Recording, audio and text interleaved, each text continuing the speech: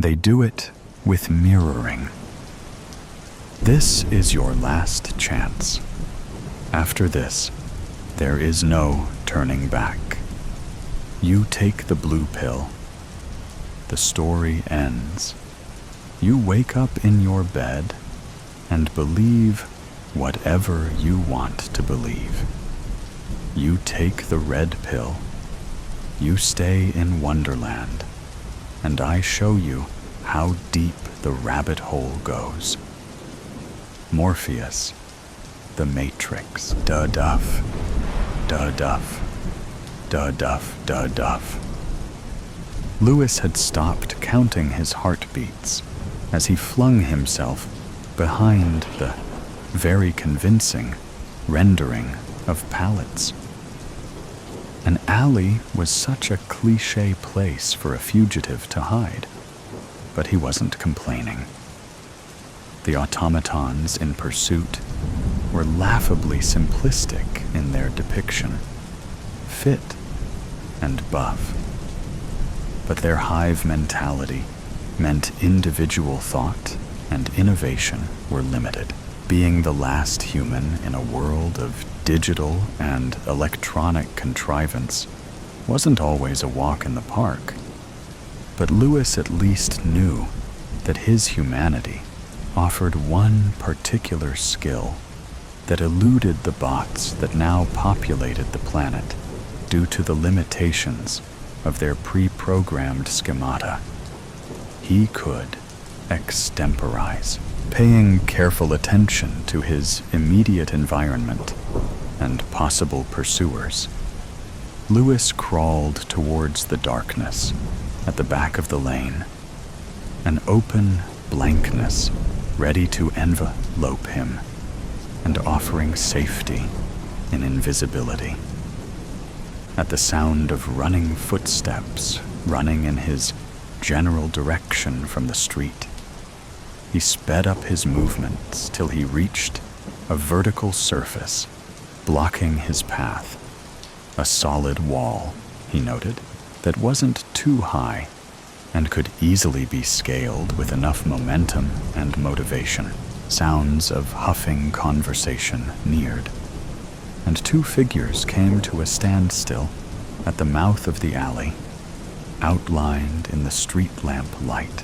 The two golems were doing a fair imitation of exhaustion, but Lewis knew a tell would appear, if only he looked for it. That one small element that didn't belong, something asynchronous or offbeat, which indicated a flaw in the design of the system. He watched for it now and was not disappointed. A ghostly white cat ran across the poorly lit entrance, and neither of the two policemen batted an eye, as though it weren't even there. Their programming clearly wasn't compatible with unforeseen interference. He's got to be somewhere in these streets. Bloody hell, you'd think he'd be controllable. The one with his hands on his hips puffed. Ha, not him. He never gives over with his convictions, according to them lot. A fair imitation of an East End accent. But Lewis wasn't fooled.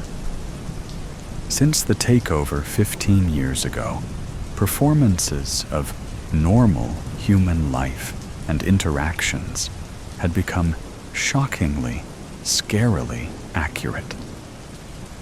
At first, the disparity between those and what was real people, real situations, had been easily identifiable.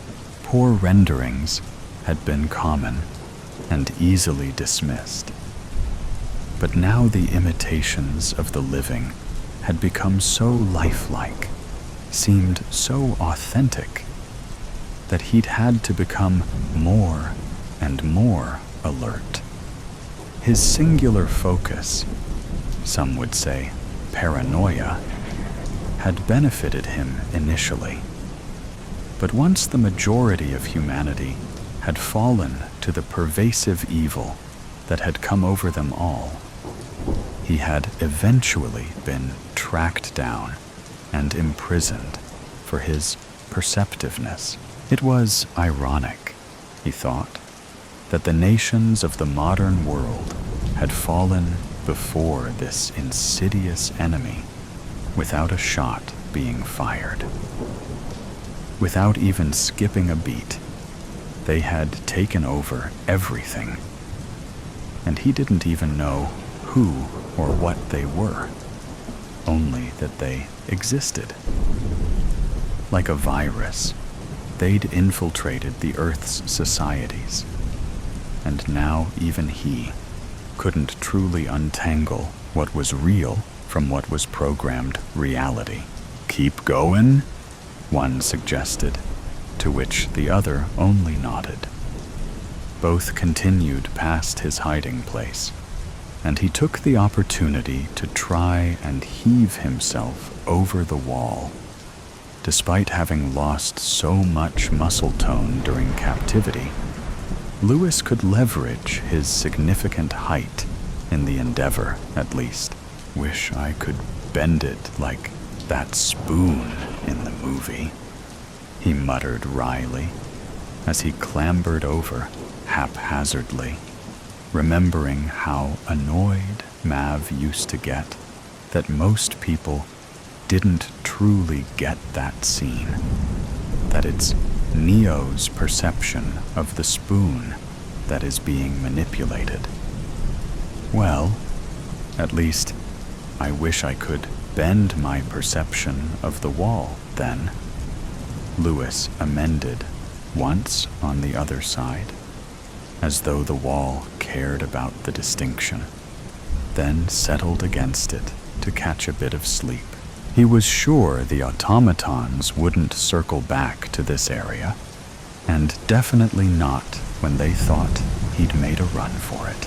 At daybreak, or their version of daybreak at least, knowing he was somewhere in central London, he'd head northeast, the direction of the one place he could always find. No matter how much the powerful overseers manipulated reality, he needed to know if she was still there, and whether or not she was still herself. Lou! He knew he was dreaming, but leaned into it. An Alice who wanted to stay in this wonderland for however long he could. Dreams, these days, were authentic. Reality, in contrast, was coldly artificial. "Jolly, we're here!" he'd shouted back that long-ago day, before the end came and the world changed forever. There they all were, Mum with her iron-gray hair, and Dad with his vague smile. A happy family sitting on the pebbly beach, awaiting Juliet's arrival with the ice creams she'd promised. Her form appeared in the distance, a slight haze from the sunny day warping her form in unpredictable, non-programmed ways. Jolly Juliet, his baby sister, who absolutely personified her nickname, was unwarped by imposed matrices of zeros and ones. Falling down on the blanket beside them, she handed around half-melted lollies and completed the scene of a perfect day by the sea. Unfiltered. "So, Lou, how are you?" Jolly sing-songed, their parents distracted by an inane argument like all the others they so often indulged in. "All good. Moved in with Mav. And everything's fine. So, are you sure?" no offense, but you and Carrie were together for ages, and now it's over. It'd be completely normal to feel, I said I'm fine. No need to harp on about it. Mav's been really cool about everything, letting me lease his basement. And we have loads in common. Unfortunately, past Lewis's tone in this rerun didn't convey the nonchalance he'd aimed for during the actual event. But current Lewis didn't have the heart to try and edit this experience in his subconscious. It would be sacrilegious to do so. His dreamscape being the only truth he was able to access under the new, psychologically subversive system imposed on them all. Leave off, why don't you? Oh, come on, Lou. I'm your sister, and I love you. So I think it's important to talk about things, get them out in the open, rather than pretending and lying to yourself that everything's okay. And look, I don't need all this touchy-feely, femoid crap to get over the breakup. Why can't you just be normal about it? Jolly's face fell. Then her expression became recalcitrant. And I suppose Maverick is normal about it, is he? Not pulling you into his pseudo-intellectual online world of misogynists and their red pill content, right? Where words like femoid are normal. You channel his himbo energy in the worst way. And doesn't that make you a beta to his alpha, or whatever, according to his people? Jolly sneered, spitefully and hysterically. Lewis remembered thinking at the time, trust her to go all out. She was always like that, pure joy and sunshine, or outright loathing and malice. Dream Lewis's response was not very mature, but at that precise moment, it receded from his grasp as he returned to consciousness, only to be overwhelmed by the reality of his situation. His escape returned to him in full force, cementing the importance of finally having clarity on whether or not Jolly was still herself. He couldn't go back to his cage, back to counting every breath and heartbeat without knowing. Duff. 62.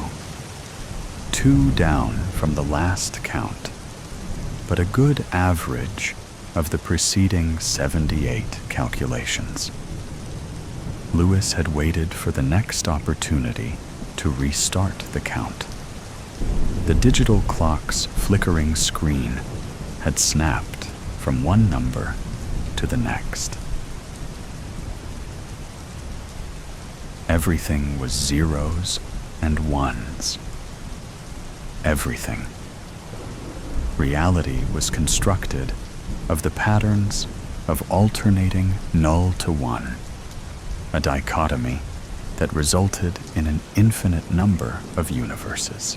Lewis had shaken his head in annoyance. His momentary distraction had caused him to miss the arrival of the new minute, meaning he'd have to wait for the next to begin counting once more. Monitoring was key. Being the only human left meant he had to keep on top of all his own stats. You couldn't trust the machines. Their programming meant they could mislead you through no fault of their own, or in attempting to undermine your free will.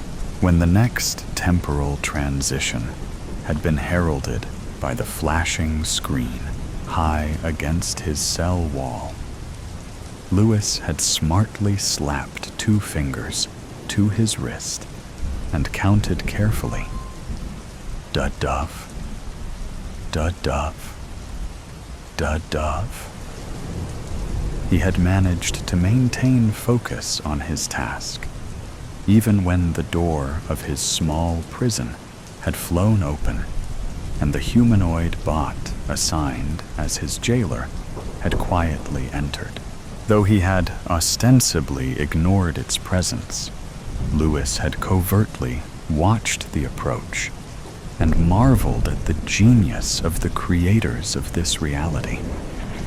The semblance of humanity was absolutely flawless and completely immersive in its accuracy, perfect in its imperfect behavioral idiosyncrasies.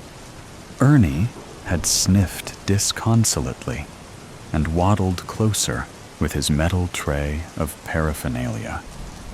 But there was always a tell, and Louis had waited on tenterhooks for it. Then, there it had been. The digital watch screen had flickered 3 times in the exact same pattern, like Morse code. "All right there, Lou." Ernie had initiated his usual pre-programmed patter, a slight nasality to the quality of his vocal realization. Louis had finished his last count, for now, 67. The tempo had definitely increased in the last 15 seconds of Ernie's presence. Then he had smiled at his captor, feigning a normal interaction between people. It didn't do to behave outside the parameters set as the norm for social interactions between the technological golems this facility housed.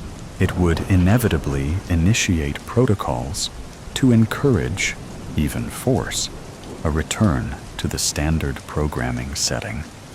Thus, politeness and normalcy were to be strived for in Louis's every action, with nothing to upset the preset balance in his current reality.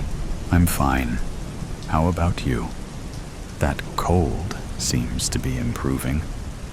Again, faux sympathy had been called for. Ernie had shrugged and smiled good-naturedly, setting his tools down. "Can't complain. I'm on the mend, for sure." The bionic being had been evincing all the behaviors and symptoms of a person suffering from the flu over the past 2 weeks. Reddened nose and eyes, hacking cough, and a faucet-like nose. The subtlety of the lie he found himself immersed in was truly impressive, an achievement of gargantuan proportions, Louis was sure, considering an entire world lay within its purview. Luckily, he was convinced they hadn't yet managed to infiltrate his mind in the form of his dreams, for it was there that he experienced many odd interactions without repercussions, and no breaks in the perfect rendering of a fake world as the ones he suffered when he was awake. It was the only space where he could revisit the before and not have it corrupted by the control exerted through oversight. "Next week, me and the missus are off for our holidays. Wasn't gonna let this old flu bug eat into me free time, you know?" A wink, conspiratorial, and meant to take Louis in. He wasn't. He knew better. But he had to convince Ernie, and all the others for that matter, that he wasn't wise to their game and had seen through the matrix of obfuscation to the truth of this constructed reality. An unreality parading as the genuine thing. Sounds lovely. I hope you enjoy it. Cheers, mate. Now, business as usual, eh? And he handed the elements enforcing their control. Innocuous looking and nondescript, but specially designed to cripple Lewis's wits and hobble him physically. Yet he'd found a way to subvert their control and would soon put his resulting nimbleness of mind and body to use, escaping their chains. The house still looked exactly as it had throughout his childhood, but Lewis wasn't so easily taken in. The trappings of constructed reality had all the appearance of authenticity, so he waited. As he watched, the front door swung open, and a woman exited. Her hair was short, and she'd aged, but she was undoubtedly the person he remembered. Jolly, muscles aching from the strain of holding back. He wouldn't approach her till he was sure she was the real deal, and not some corrupted, lesser version of his sister. Yet after watching carefully the entire day, and not noticing any giveaways in her vicinity, Lewis decided to pounce as she was unlocking the front door at dusk upon her return. It was a simple matter to shove in after her and grab her, holding on tightly and smothering any sounds she might make to alert the collective programming that surrounded them. Shh. Shh.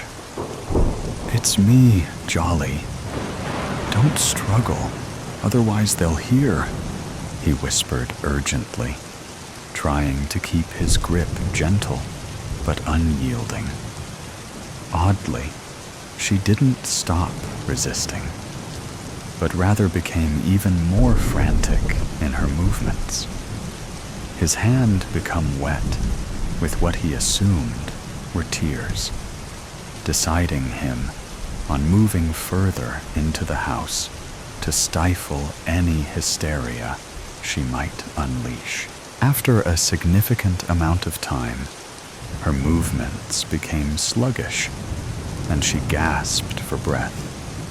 So he finally thought it safe to set her down gently on the couch. She immediately crawled to the furthest point, curled into a ball, and sobbed quietly as she shot him furtive glances. Lewis felt indescribably disappointed, because this proved what he had feared. The real Jolly would never be scared of him, especially not once she knew it was him. This Jolly didn't love him unconditionally, like his real sister did. She looked at him like you would a stranger and a threat. He could feel his heart breaking. What are you doing here, Lou? It whispered, looking at him with reddened eyes that somehow conveyed a soul-deep terror, a submerged hysteria. He genuinely couldn't get over how realistic the programming on these droids were. Fake Jolly looked exactly how he'd imagine real Jolly would look if a psychopathic madman had her cornered in anticipation of butchering her. Why do you think I'm here? He asked, allowing his head to loll against the couch back. Although he felt hopelessness swamp him, dragging him under and stripping him of his energy, he still experienced the need to test this rendition's capabilities. There was a pause as he noticed its hand reaching beneath the cushion and pressing down on something. He didn't really care.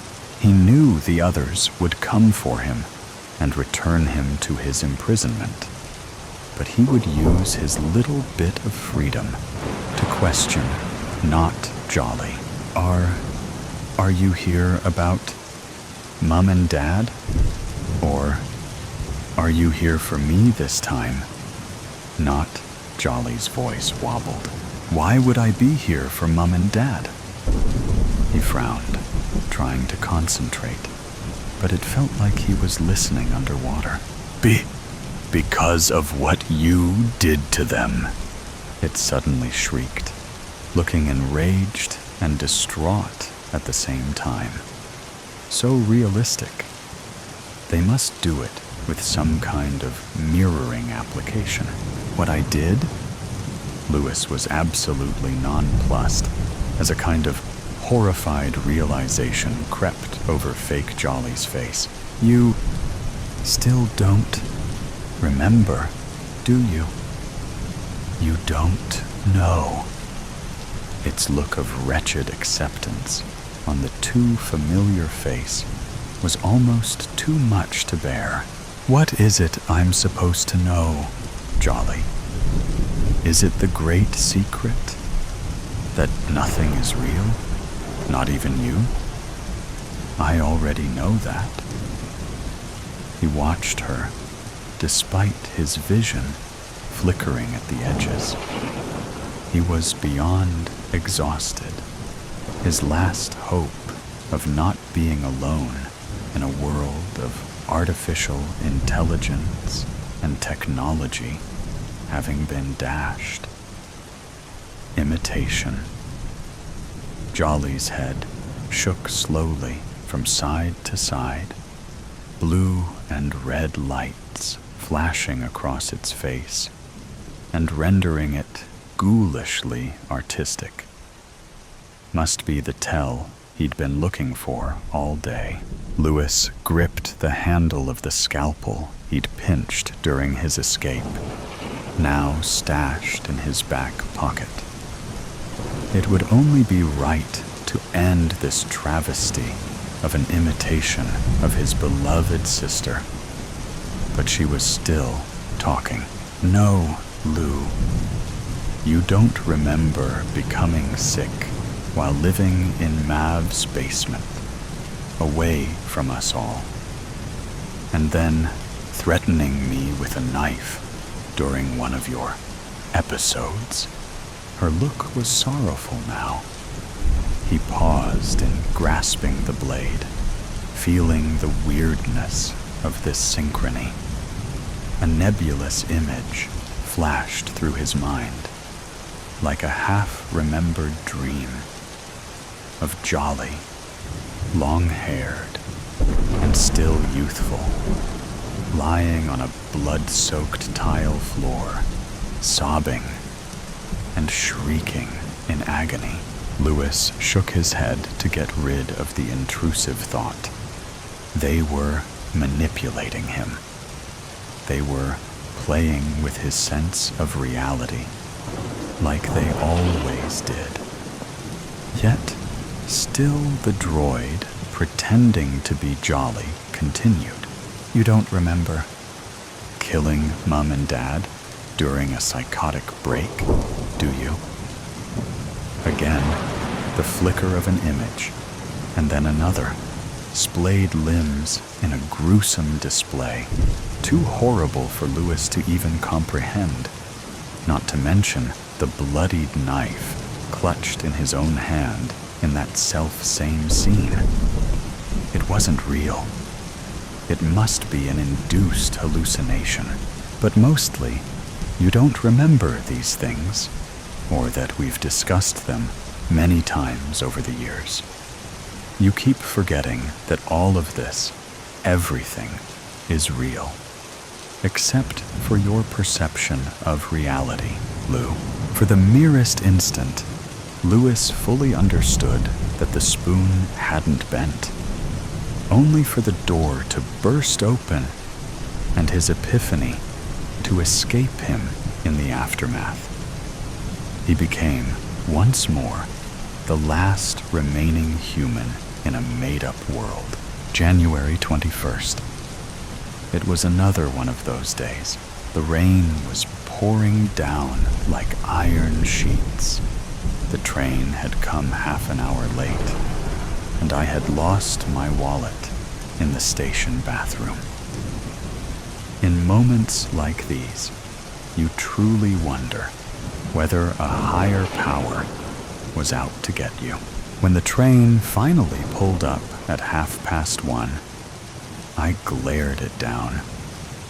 Most people would have been blown away by the pristine white sheen, the unnatural silence of the engine, or the blast of sub-zero aircon that streamed out of the open doors. But not me.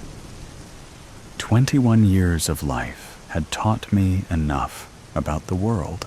I trudged onto the carriage at the end and plopped myself down on the backmost seat.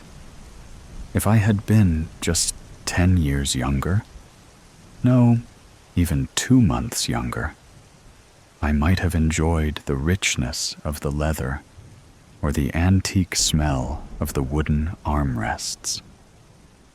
But I wasn't the young fool that I once was. As we slowly pulled out of the gloomy building, I finally let out the breath I had been holding in all day. I knew where I was going, of course. I knew what I was going to do. Even without the map pasted on the chair in front of me, I knew the name of my destination in my bones. Sunset Station. Where my path ended, I closed my eyes, listening to the rain platter against the window, like bullets. The last lullaby I'd ever enjoy, I supposed. I fiddled with a golden chain strung around my neck. Not even a minute passed by when someone tapped my shoulder. "Is this seat taken?" I prized my eyes open and felt my heart skip a beat. She had flawless skin, about a shade darker than sandstone. Her jet black hair cascaded down in smooth waterfalls, gently brushing against her lower back. They formed a loose curtain over her chocolate eyes, which glittered like galaxies. A burgundy jacket was draped over her shoulders, the velvet seeming softer than cat fur.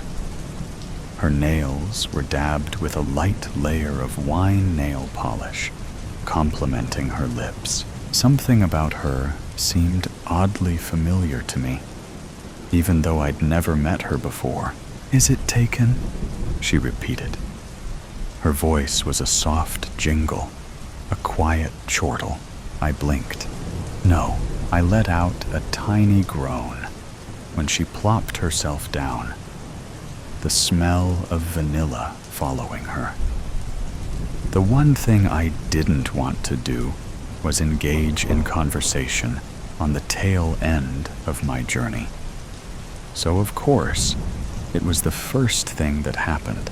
We sat in silence for a while, the pinging of the bullets of rain making the only sound in the carriage. I glanced out the window and heaved a sigh.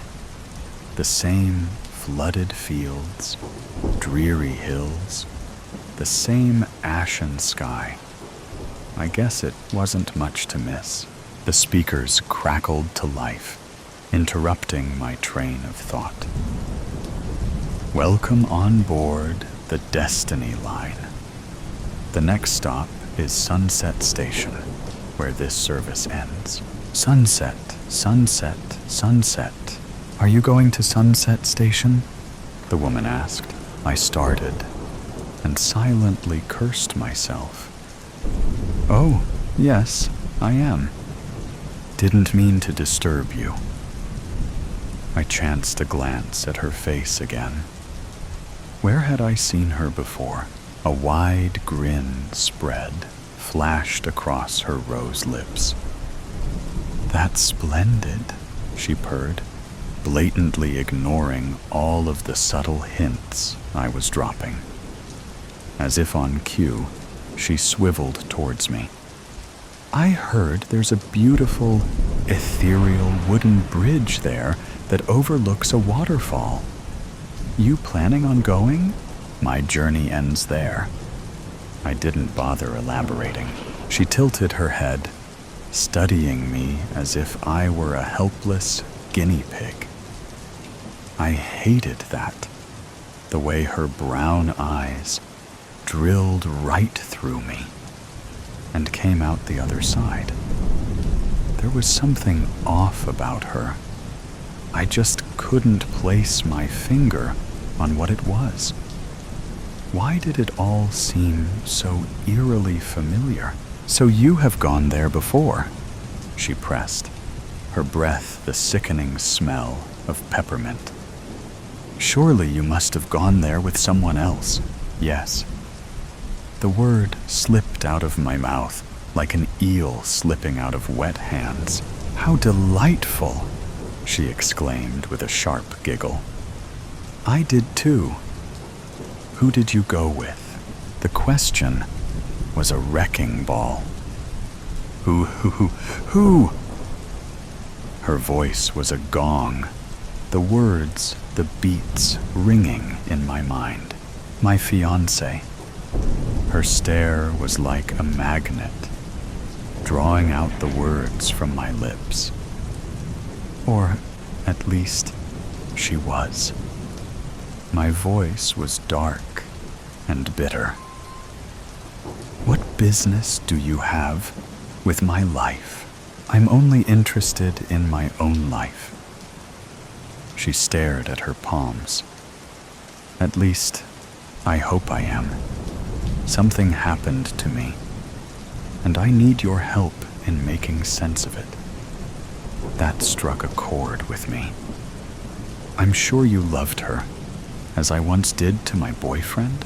She was the fire to my ice, the black to my white, the day to my night, the sun to my moon, the joy to my grief, the good to my evil, the hope to my grief, the solace to my rage, the life to my death. We were worlds and eons apart, but we were perfect together. Every second I spent with her was an hour of paradise. The ground she stepped on was kissed by God. She was my Polaris when I was sailing across the ocean of my life. A single teardrop crept down my cheek, the hot scar of the past. She's dead now. Since when? Since 2 months ago. Died in a tragic accident. I coughed and started fiddling with the chain again. Something flashed in the woman's eyes. Car crash, shattered spine. Her voice sounded like an autumn breeze, hiding the cold of winter in the warmth of summer. Dead in the night of the 21st of January. Each word she spoke sent flashes of red across my vision. Gray Malibu came out of nowhere. "Yeah?" I narrowed my eyes at the woman. "How did you know?" "My boyfriend knew someone who died on the 21st in a car crash as well." She cleared her throat.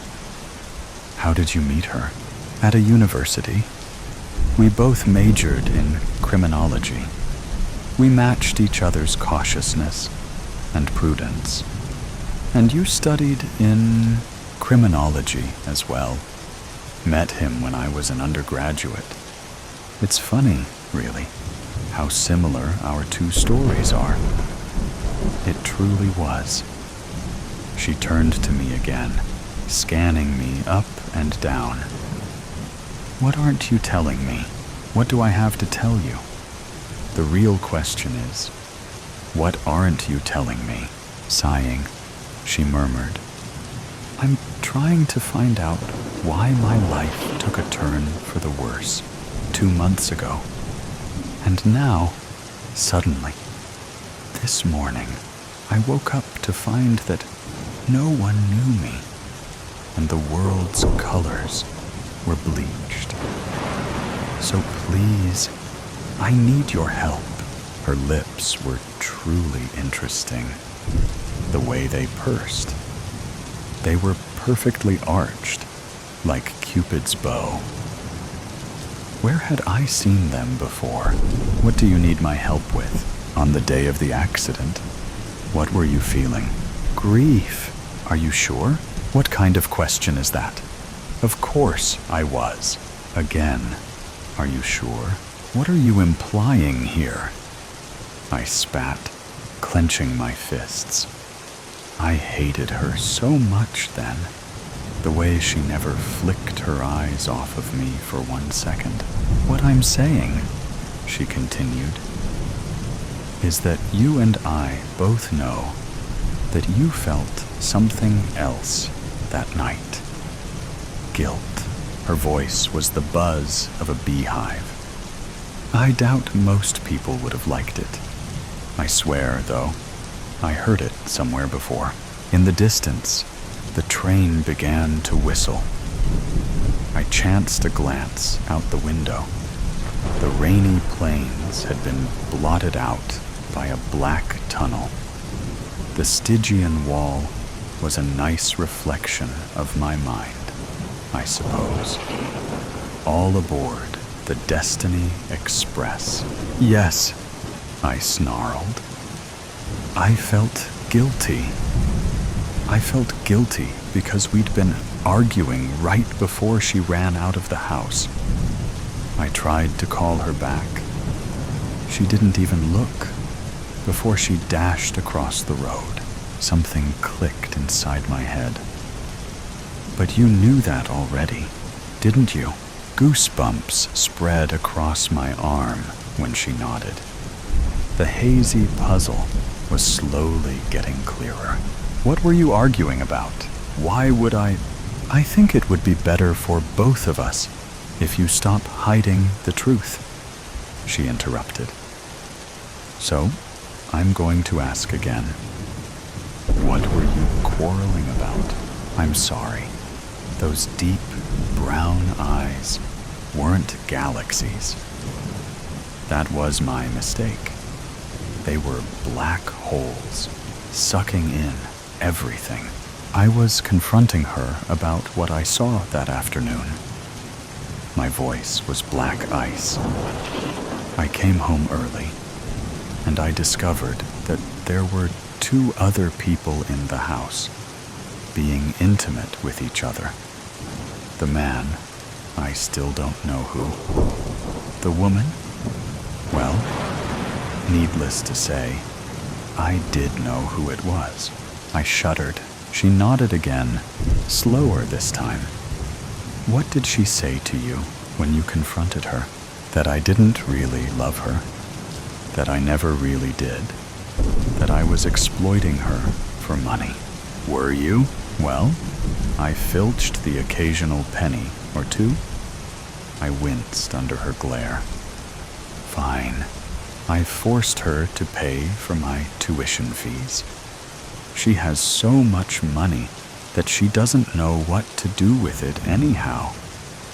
Might as well put it to good use. I toyed with my golden chain again. The woman didn't seem to agree with me, but she moved on. All right. I think you've helped me clear up a lot of problems now. Before I could heave a sigh of relief, she continued. But there's still one last question. I want to ask you, what could that be? I started rubbing my fingers against the golden chain. The chain had the dull, tingling smell of iron. Just like something else. Something could dark web. Where were you at the moment of the accident? Shadows gathered around her eyes. I told you already. Which is where, again? Steel hands gripped my lungs. I was calling out to her, trying to stop her from recklessly dashing. She didn't listen to me. Was I imagining things? Or was there a flicker somewhere on her face? No, her neck was flickering. It was slowly bending, slowly becoming deformed. Or was I imagining things? She spoke 2 words. You're lying. The temperature seemed to plummet. What? You're lying. You know it in your heart. You've known for 2 months. Oh my. Death is a lie. No, no, no. It couldn't be happening. But it was staring right back at me. The truth clicked, like the final piece of the jigsaw puzzle fitting in. I knew now. I knew everything. Fine. Fine. Fine. I admit it. I wasn't running after her. I wasn't calling out to her. I wasn't trying to stop her. No. I'm a double-faced liar. Yes, that's what I am. A psychopath. My fiancée did not die in an accident. I killed her. I killed her. I killed her. I killed her. I dragged her out of the house. I threw her in front of a speeding gray Malibu. Oh, I watched her die. I knew it in my bones. Oh, then what are you? How are you here? Haunting me to my very last day. Why have you come back? Why? Are you even real? That, she whispered. You will never know. You have lived 2 months in anguish because I never truly left you. Every hour of your life has felt like a tortured second crawling by. Just look at what's hanging from your neck, the golden mark of Cain. I tore it off the chain and pressed it against my face. No, forgive me, please. Tears streamed down my face, a waterfall of guilt. I'll do anything. The train came to a stop at the station. Sunset. The end of the line. Oh, her smile. I hated her smile. The way they were draped over the fury within her. She glanced out the window, out of the station, out of the world. I followed her gaze at the bridge overlooking the waterfall, where it all began. There's always a way out. She stood up. How horrible she looked. The way her head was tilted to the side, almost as if her spine was broken. I trust you'll know what to do. Goodbye, Daigle. She stepped off the train. The unwritten pages. 37 minutes after getting off the Route 19 bus, Bronwyn Miller realized her mistake. The familiar weight against her hip had disappeared because her leather-bound diary which was her 3-year companion, wasn't there. Her fingers instinctively searched for the familiar worn cover, but discovered just the empty pocket of her oversized cardigan. She abruptly paused on the sidewalk while whispering, "No, no, no," mentally retracing her steps. The last places she visited before reaching the current sidewalk included the coffee shop and the bus stop, followed by the bus ride. She remembered having her diary at the bus stop with her, where she wrote during every wait because it had become her routine. The diary wasn't just any journal. The diary held all her unfiltered thoughts and secrets for 3 years, which she never expressed out loud. This was Bronwyn in her true form, without her deliberate public image. She started running back toward the bus stop, which was 6 blocks away. How likely was it for her diary to remain undisturbed on that bench in a city of 4 million, 0, as it turned out? An elderly woman sat on the bench and fed pigeons, while no leather-bound book appeared in sight. She knew that it was gone and felt a strange emptiness inside. Bronwyn reached the point of thinking the situation wasn't as terrible after 3 days passed. Someone had probably thrown it away. Bronwyn confirmed the transit authority had no records of anyone turning in her diary. Then came the notification. Bronwyn received a phone notification while she was working. A new email with the subject line, "I think this belongs to you?" A link represented the entire email, which lacked any other content. Upon clicking on the link, a basic blog titled "Pages Found" appeared on the web page, showing its first post created earlier that morning. Sometimes I wonder if anyone would notice if I disappeared. Mom would, obviously. But would she be sad or just inconvenienced? She spent so many years being disappointed in me that maybe it would be a relief. I think about disappearing a lot lately. Not dying, just vanishing. Starting over somewhere. No one knows the Bronwyn who always messes up. Her heart stopped. She'd written those words just last week, following her argument with her mother. The words matched exactly with her diary entries, which she had written by hand.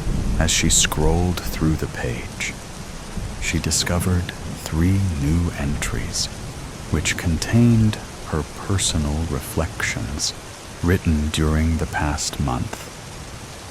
The content hasn't reached extreme damage yet, but it's personal enough to make her feel exposed.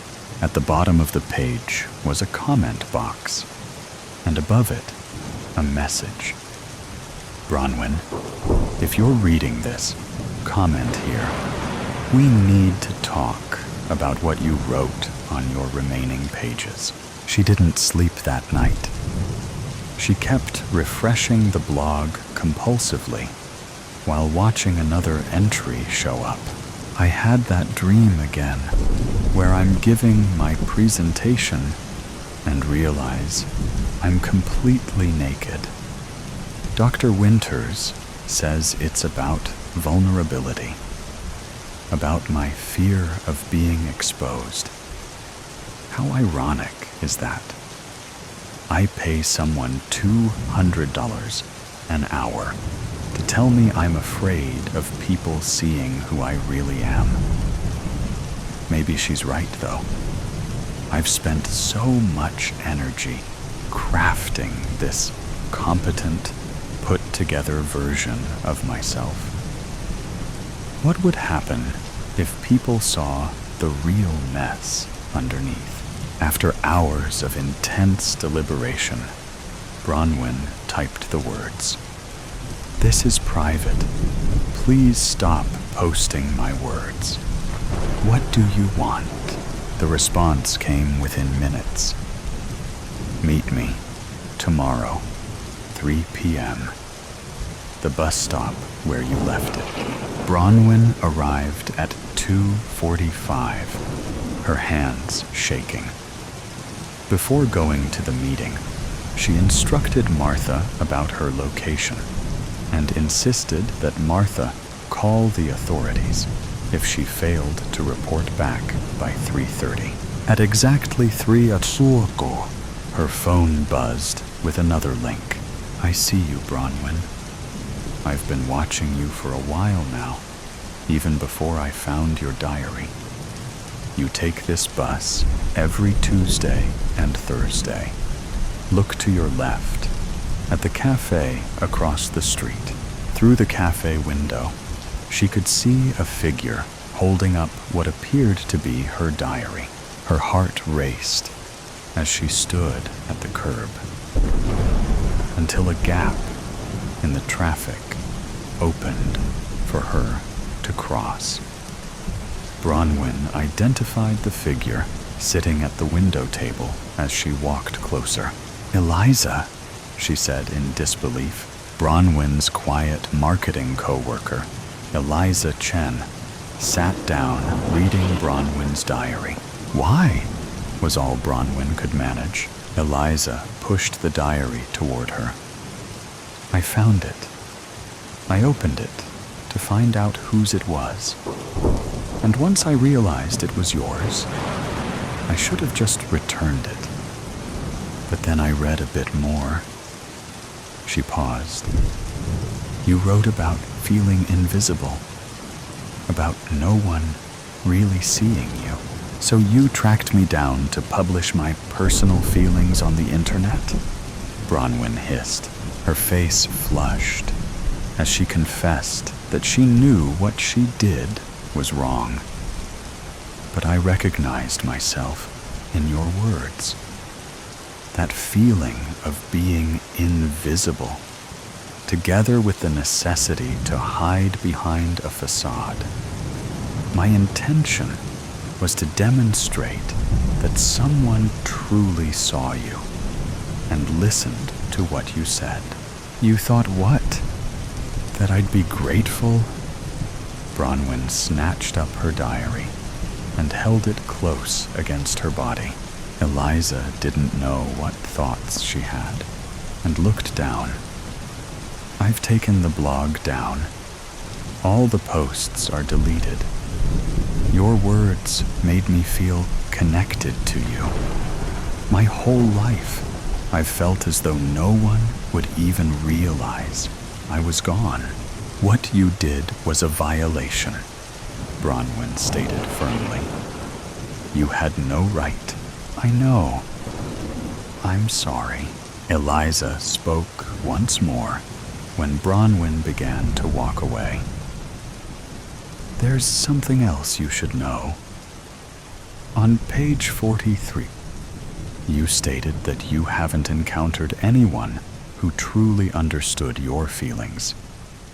That's not true, Bronwyn. You're not alone. That doesn't make what you did okay." "I know," Eliza said quietly. Bronwyn opened her diary to a blank page and started to write as she walked towards the bus stop. "Today, I encountered the person who discovered my diary. I discovered that it was Eliza from work who found my diary, rather than a creepy stranger. Eliza expressed her connection with me through the words I wrote. I remain angry, yet feel uneasy about how someone who barely existed to me understood me so well. Eliza mentioned my writing. You possess exceptional writing skills, she remarked. This memory took me back to my creative writing professor during my sophomore year, before I changed my major to business, because my father considered business more practical. These pages represent the sole place where I've openly revealed my desire to write a novel. A week later, Bronwyn found a sealed envelope on her desk with a handwritten note. I understand if you decide never to speak to me again.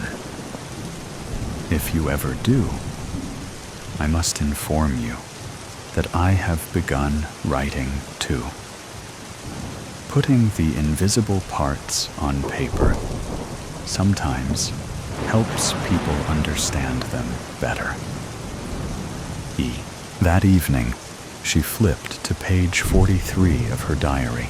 I question whether there exists another person who experiences this same sensation of ghosting through their own existence.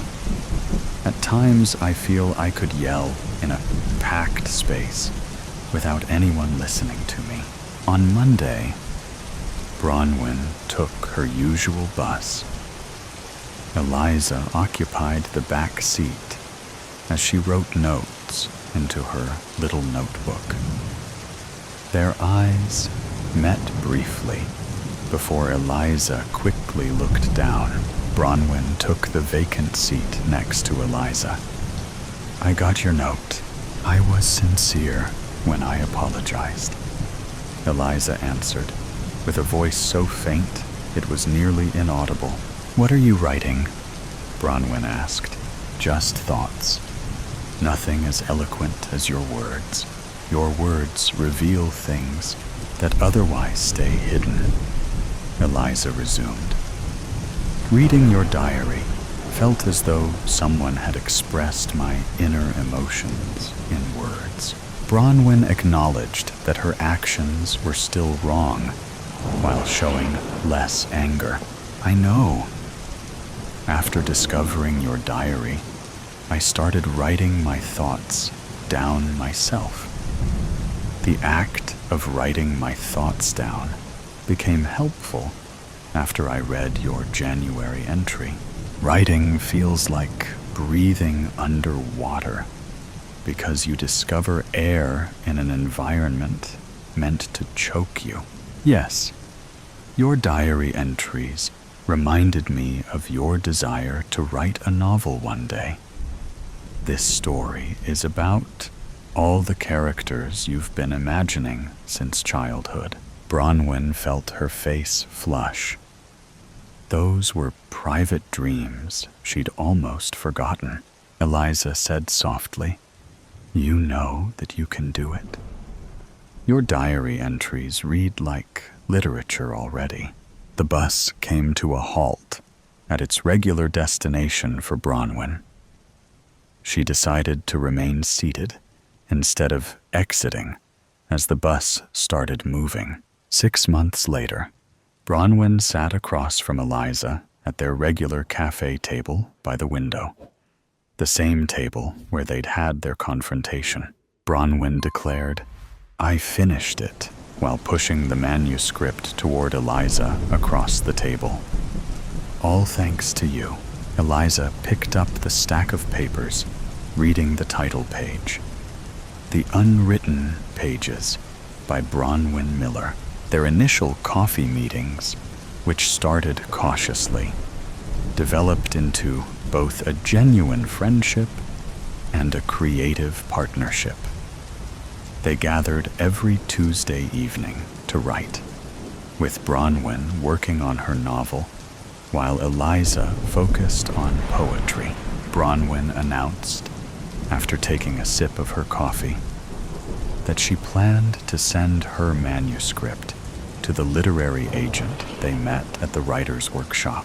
Eliza remarked on the strange way things come together.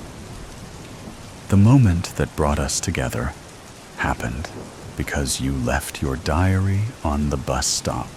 Bronwyn joined in with a playful grin, saying, "You were such a creepy stalker.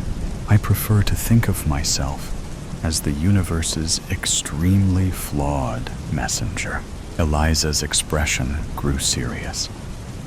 "What drove me to give you back your diary was something you'd written about your dream to write a novel, but your fear that no one would want to hear your voice. Your diary entry revealed your dream of becoming an author, yet your fear held you back. I came to understand that I was reading the thoughts of an individual who possessed valuable insights, but doubted anyone would listen to them. That night, Bronwyn opened her original diary and flipped to the last page where she started writing a new entry following her confrontation with Eliza. She went back to read her thoughts from 6 months prior. I don't know if I'll ever fully forgive her, but today I understood something. The experience of being truly seen can evoke simultaneous feelings of fear and awe. Beneath those words, Bronwyn added, "Today, I finished my novel." Sometimes, the worst moments in our lives become doorways to the best ones. Sometimes, a stranger becomes the friend who helps you find your voice. And sometimes, being seen is exactly what you needed all along. She shut the diary softly because she was no longer fearful of its contents or the consequences of someone reading them. The words had served their purpose. They had guided her home to herself. What she left behind. California, 1868. Clara Emerson pressed herself against the train window, her eyes glazed and alert from exhaustion. She stretched out her aching legs, revealing her muddy shoes that poked out from underneath the hem of her dress.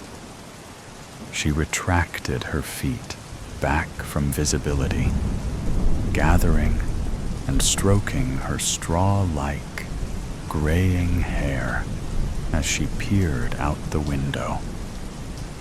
Clara glanced to see if anyone was watching her. Only a handful of people sat behind her, none of which were looking in her direction. "No, I'm safe." She drew in a deep breath, steadying herself. But unease coiled in her chest and churned in her belly.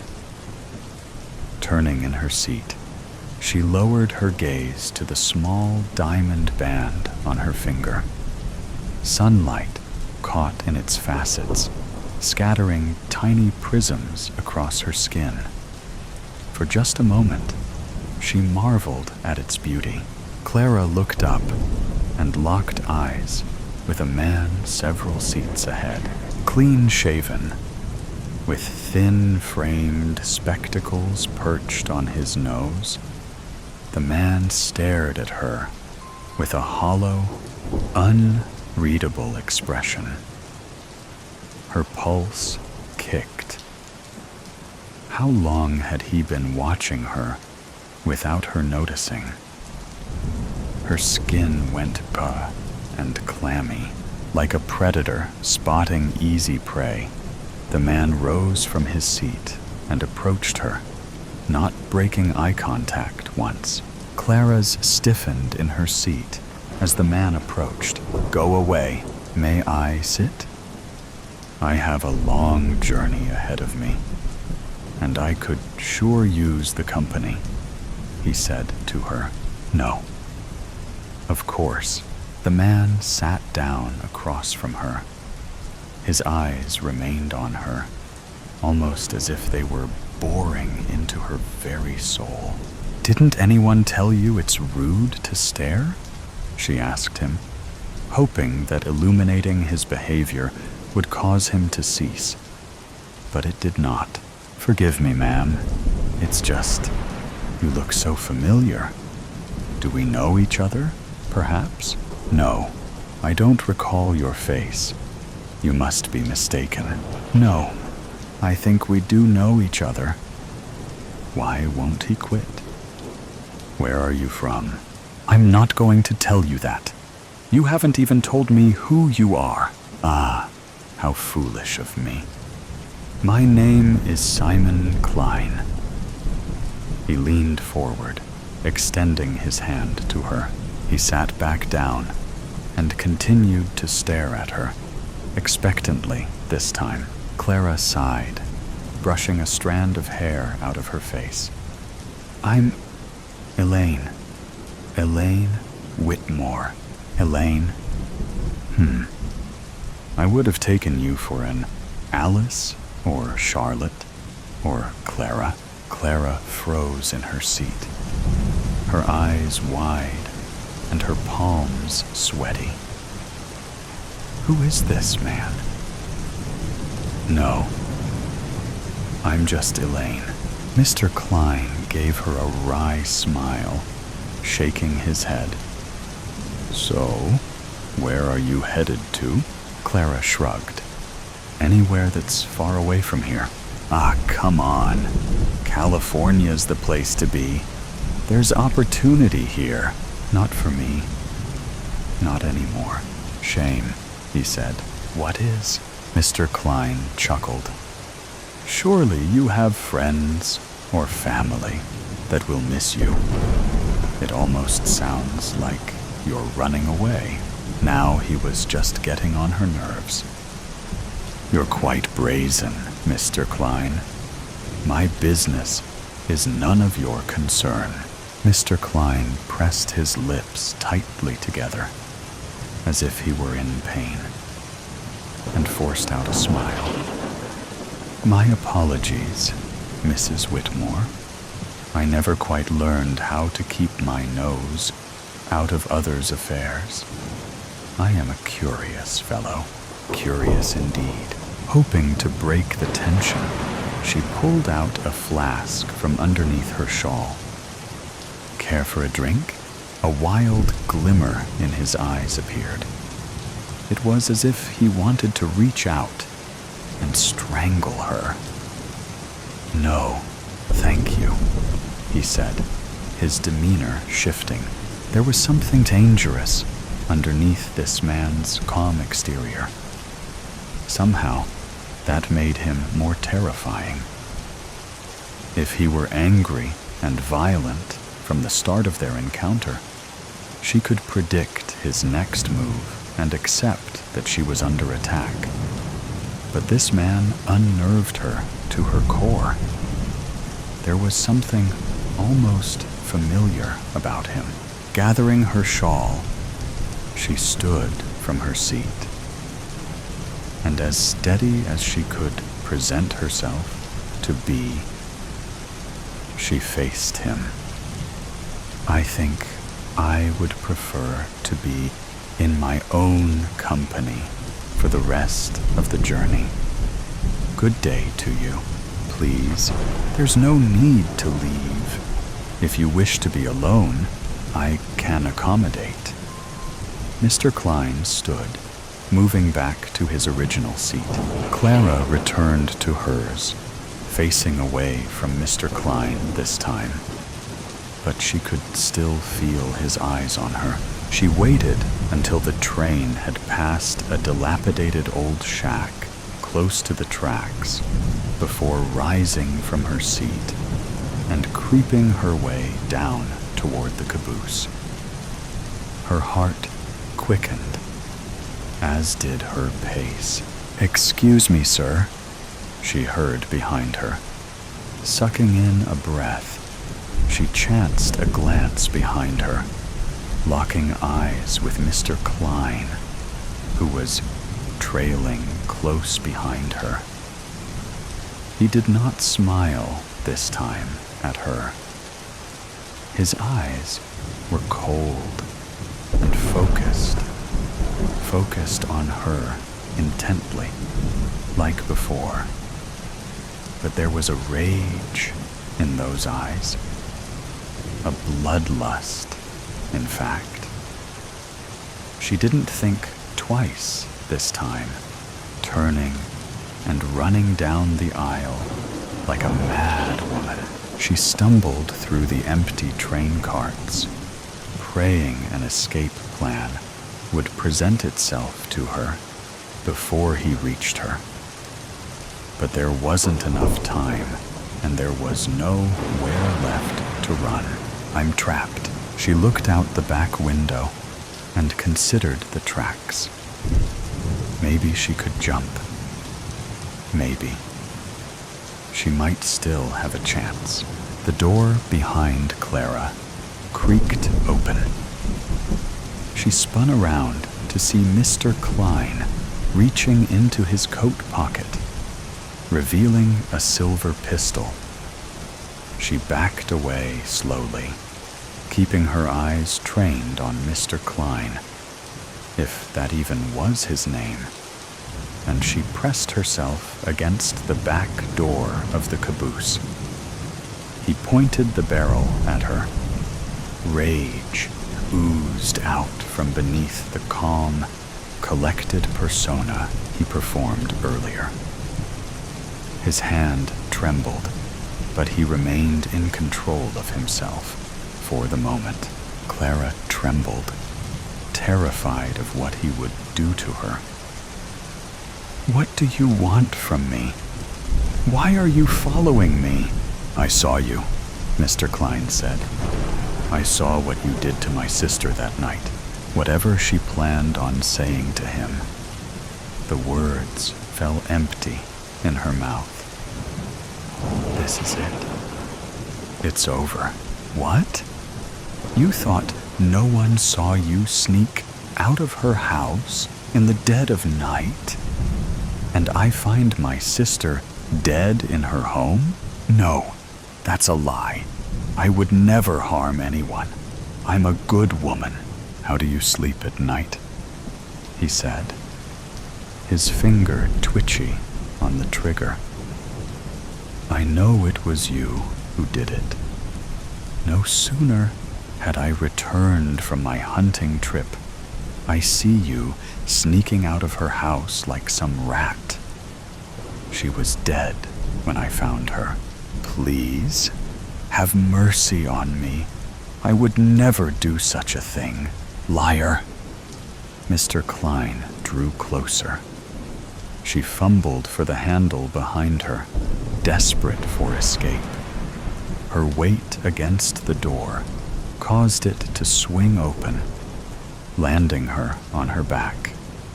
She held her hands over her head to shield herself. Why? He cried. Why did you do it? Tell me! A shrill, raspy whistle emanated from the front of the train, distracting Mr. Klein for the briefest moment. Clara seized the opportunity and kicked Mr. Klein in the shin, dropping him to his knees. He screamed, clutching his leg as the gun clattered next to him. Without a second thought, she scrambled for the pistol and swiped it, aiming the barrel at him. Get up, she said. Mr. Klein held his hands up, pushing himself up off the floor. I'm not the one that deserves this. I'm not going to die today. She pressed her finger to the trigger, but it wouldn't budge. The hammer. Mr. Klein grabbed hold of the barrel and yanked it back hard. Too hard. Clara released the pistol, and with it, Mr. Klein, screaming as he staggered backward, tumbling off the train. He hit the tracks hard, rolling like a rag doll, before coming to rest, bloodied and limp, his lifeless eyes fixed toward the sky. The wind violently whipped Clara's hair as Mr. Klein's body disappeared beyond view. She steadied herself against the railing, her thumb absent-mindedly tracing the curve of the diamond, lost in a thought she refused to finish. Rakotsbrücke, the Devil's Bridge. Rakotsbrücke, the Devil's Bridge. Whispers of mystery had long shrouded Rakotsbrücke, the legendary Devil's Bridge in Kromlau, Germany. Stories had swirled about its eerie perfection for generations, how its reflection in the still waters formed a flawless circle. Some believed it was merely an optical illusion. Others claimed it was something more, a portal to the unknown. Hans and Gerda Schmidt had grown up in the shadow of these legends. Their childhoods were filled with hushed tales passed down through the years, some dating back over a century. But the most chilling story was always the same. At certain times of the year, the bridge's reflection wasn't just a trick of the light. It was a gateway, and those who crossed it at the wrong moment were never seen again. Most dismissed such stories as mere folklore, but Hans and Gerda couldn't ignore the unsettling number of disappearances. Determined to separate fact from fiction, they spent months scouring old newspaper archives, compiling every recorded vanishing link to Rakotsbrücke. With each faded article, each cryptic account, a pattern emerged. If their calculations were correct, the next opening of the gateway was near. And this time, they would be there to witness it. Their research had uncovered a chilling pattern. The phenomenon occurred only once in winter, but was far more frequent during unseasonably warm periods in the warmer months. This week, temperatures were set to spike well above normal, and Hans and Gerda were convinced that the anomaly was bound to happen again. Armed with sophisticated audio and video equipment, Hans, Gerda, and several close friends set up camp near the bridge early Monday morning. Their goal was simple: capture undeniable proof of the anomaly. They weren't the first to try, of course, but they were determined to be the first to succeed. Each member of the group would take turns operating the equipment, ensuring the bridge was never left unwatched. Gerda was first. Luck would have to be on her side. She steadied the camera, framing the sublimely unsettling structure as it loomed over the river, its reflection dissolving into the rising morning mist. Days passed as the majestic bridge stood in solemn silence. Time was running out. By Thursday, tension had given way to celebration. The group partied, drank, and danced near the eerie silhouette of Rakotsbrücke, their initial excitement fading into the rhythm of the night. Laughter echoed through the trees, until a sudden burst of blinding white light shattered the darkness. A collective gasp cut through the air. Hans, Gerda and the others sprinted toward the equipment, hearts pounding. Julio, the group's cameraman for that night, stood motionless, his camera locked onto the event. Then he sighed and shook his head. False alarm. They followed his gaze to the source. A biker gang rolling through the woods, their headlights gleaming off the water, engines rumbling like distant thunder. It was an illusion. The spacing of their bikes on the bridge and the reflection of their lights momentarily brought the bridge alive. From a distance, the bridge looked like a space portal had formed. Are you recording this? Gerda asked Julio. Never stopped. At least we can add it to the footage of our trip when we edit the video. The air deflated from their lungs. Shoulders slumped. Heads hung low. Disappointment settled over the camp like a heavy fog. By Sunday, hope had dried up completely. They packed some of their things, one by one, muttering the same defeated refrain. We'll try again next year. Ever the optimist, Gerda climbed onto a picnic table, raising her beer in defiance. I want to thank all of you for coming to witness what never was, she announced, her voice carrying over the quiet camp. But tonight, we're forgetting about that damn gateway. Tonight, we party like it never existed. A roar of approval followed, and soon the music and laughter returned. None of them noticed the waters beneath Rakotsbrücke begin to shimmer. None of them saw the perfect gaseous cloud take shape inside the circle once more. Even Julio, who found himself once again on camera duty, did not notice the bridge coming alive. It was midnight, and the others were still lost in their revelry at the campsite.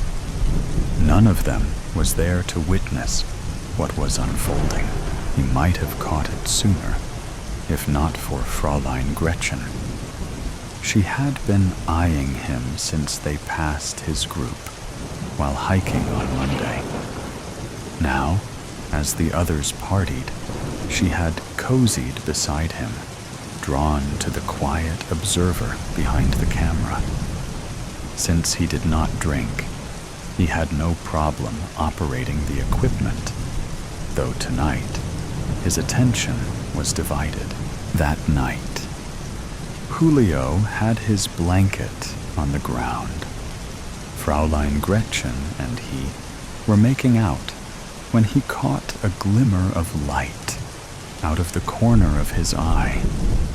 Standing up immediately, he checked to see if the camera and audio were working. Gretchen was still playfully fondling his ear with her lips. Stop. This is important. Can't you see what's happening? He said to her with a stern but playful voice. Look at it. It's getting brighter and brighter. Come on, let's get closer. The luminous gateway had a compelling allure, almost trance-like, and it kept tugging at their interest. At the river's edge, there was a small rowboat. They went down to the water, determined to get a closer look. Meanwhile, the light got bright enough to grab the attention of the others, partying at the campsite. Hans was the first to notice the light. Look, guys, the forest is beginning to light up. Must be responding to our partying, he said playfully. No, I think it's the bridge, Gerda said as she took off. running toward Julio's location. The rest of the gang took off after her. There was no sign of Julio near the video equipment, and the forest glow was getting brighter and brighter. Gerda turned toward the bridge, her thoughts conflicting. She wanted her full attention to find Julio and not care about the bridge. Yet the bridge was mesmerizing. Her heart was racing as the ominous light loomed large. "Julio! Julio!" the rest of the group yelled. The yells from her friends temporarily knocked her back to reality. She saw a small rowboat drift through the fog on the far side of the river. Her stomach clenched. That same boat was near them when they first set up the equipment on Monday, and it hadn't moved until now. "Guys, get over here!" Gerda's voice cut through the tense air. She was standing near the equipment. As they gathered around, she maneuvered the camera so everyone could see it. The camera began playback with the motorcycles, and they watched as the humming of the bikes slowly transformed the water. "Look at the water, guys. It appears to be vibrating. Would the sound waves have that big of an effect on the water?" Hans asked. "It must have," she replied as she zoomed in on the water. "When I go back and view the water, it is always completely calm. Something had to stir it." Gerda forwarded the camera to the moment the bridge came alive, and what they saw blew their minds. As they began watching, they heard a female voice. Stunned, Gerda rewound the tape, and sure enough, there was a flirtatious voice in the background. "Maybe Julio is at the nearest hotel?" A voice in the background whispered, drawing quiet snickers from the group. "Quiet!" Gerda snapped as they continued watching the video. Then they saw it. The gateway. "Look at the bridge! My God, it's real!" There's Julio and the girl," Hans pointed. They watched as the two made their way down the steep slope. Julio jumped in the boat first and turned to help Gretchen aboard. Freeing themselves from the riverbed, he slowly rowed toward the ominous, bright light, as if he were in a trance. Gretchen sat in front of him, leaning back on his chest, mesmerized by the gaseous light. They were approximately 30 yards from the gateway, and the recording stopped. "What? What happened?" Hans asked. "I don't know," Gerda replied. "No, this can't be happening," she shouted. She rewound the tape for a few seconds and played it back, but the same ending showed each time they watched. "Scheisse!" Gerda exclaimed. "What do we do now? We have 2 people missing, and the tape shows us something, only up to the point where we think they have disappeared. What are we going to tell people?" "We tell the truth, Gerda. This is why we came here, to find the truth," Hans added. "But we don't have the truth. Only partial truths that add to the folklore. This tape will open up more questions than answers, and we will at the tail end of it, searching for more clues." Lynn, Gerda's best friend from London, walked over to her, put her hands on her shoulder, and turned her around so she could cry. Once Gerda's head hit her shoulder, she began to sob uncontrollably. Lynn knew the effect the events had on her. All the time and energy she put into this led to nothing but more questions. She also knew that deep down inside, Gerda wanted to see the gateway in action, even if it was at the cost of her friend's life, which made her feel even worse. Lynn lifted her head.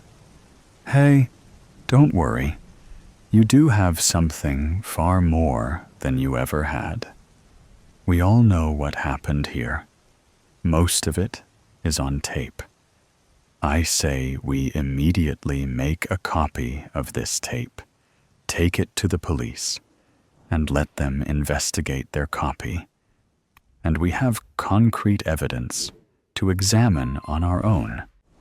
Next time we are here, we will be much better off than before." Lynn's right, Gerda. We now know a lot more than we ever did. We know the vibrations from the bikes started the gateway. We know that we can't stare at it because of its trance-like powers. And we know the best time to be here and get another shot. Hans added. "Yes, that's right, Gerda." The others chimed in. 1 year to the day, the crew set up again. In honor of Julio, they set up a makeshift burial plot at the exact location where the camera stood last year.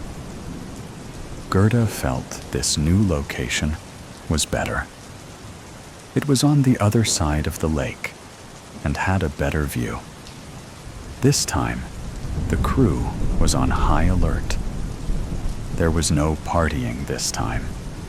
Their campground was just up the hill from the camera, and they could see partial spots of the lake and bridge from their tents. As they were finishing up with their tents, Lynn ran over to Gerda.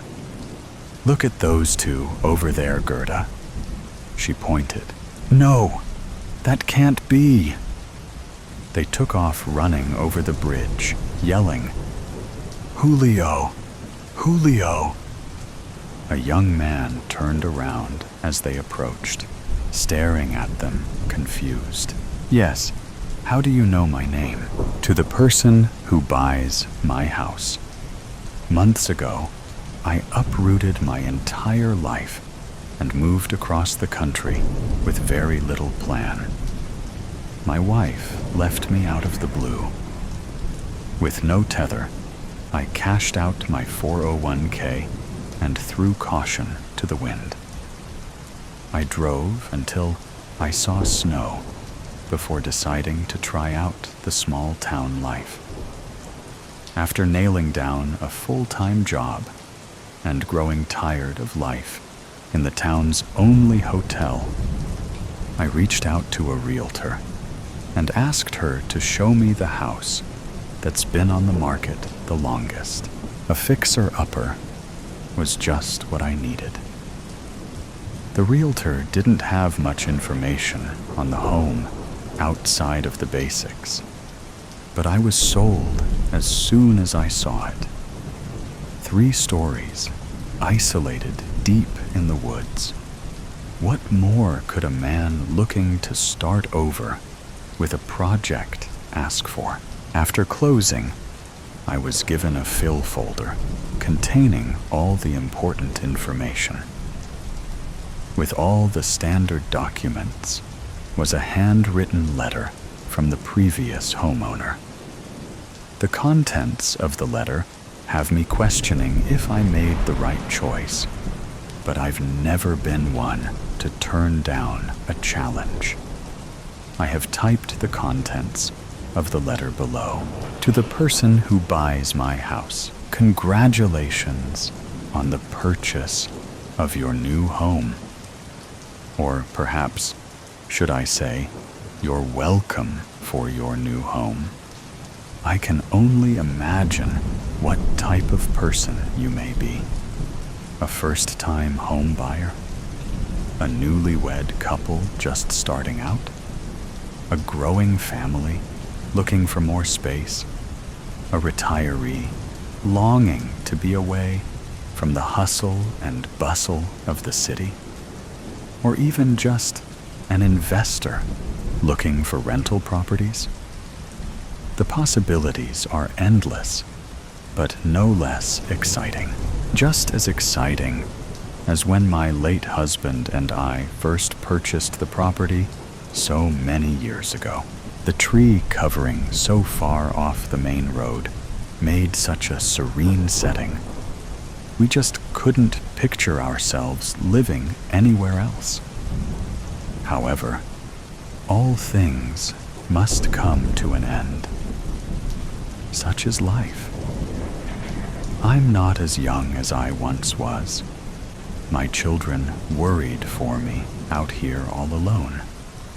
Or so they say. My oldest daughter decided the property was too much for me to care for on my own anymore, and encouraged me to move to the old folks' home in the next town. As loath as I was to leave the home we spent such wonderful years in, I could no longer argue with her. The upkeep was getting to be a little much for these old bones. I agreed on one condition: that the home not be put up for sale until my death. So, if you are receiving this letter, I have shuffled off this mortal coil. That also means that the house has most likely sat vacant for some time. In that case, there are a few matters of housekeeping you should be aware of. As you may have noticed when you viewed the property, the house is quite the old gal. Her 3 stories stand tall and formidable in the dense forest surrounding it. Though the trees tower over her, she will not be cowed. The roof has held up better than we ever expected with so many trees around. It was replaced in 2018, another urging of my oldest daughter, though it had only a few cosmetic issues at the time.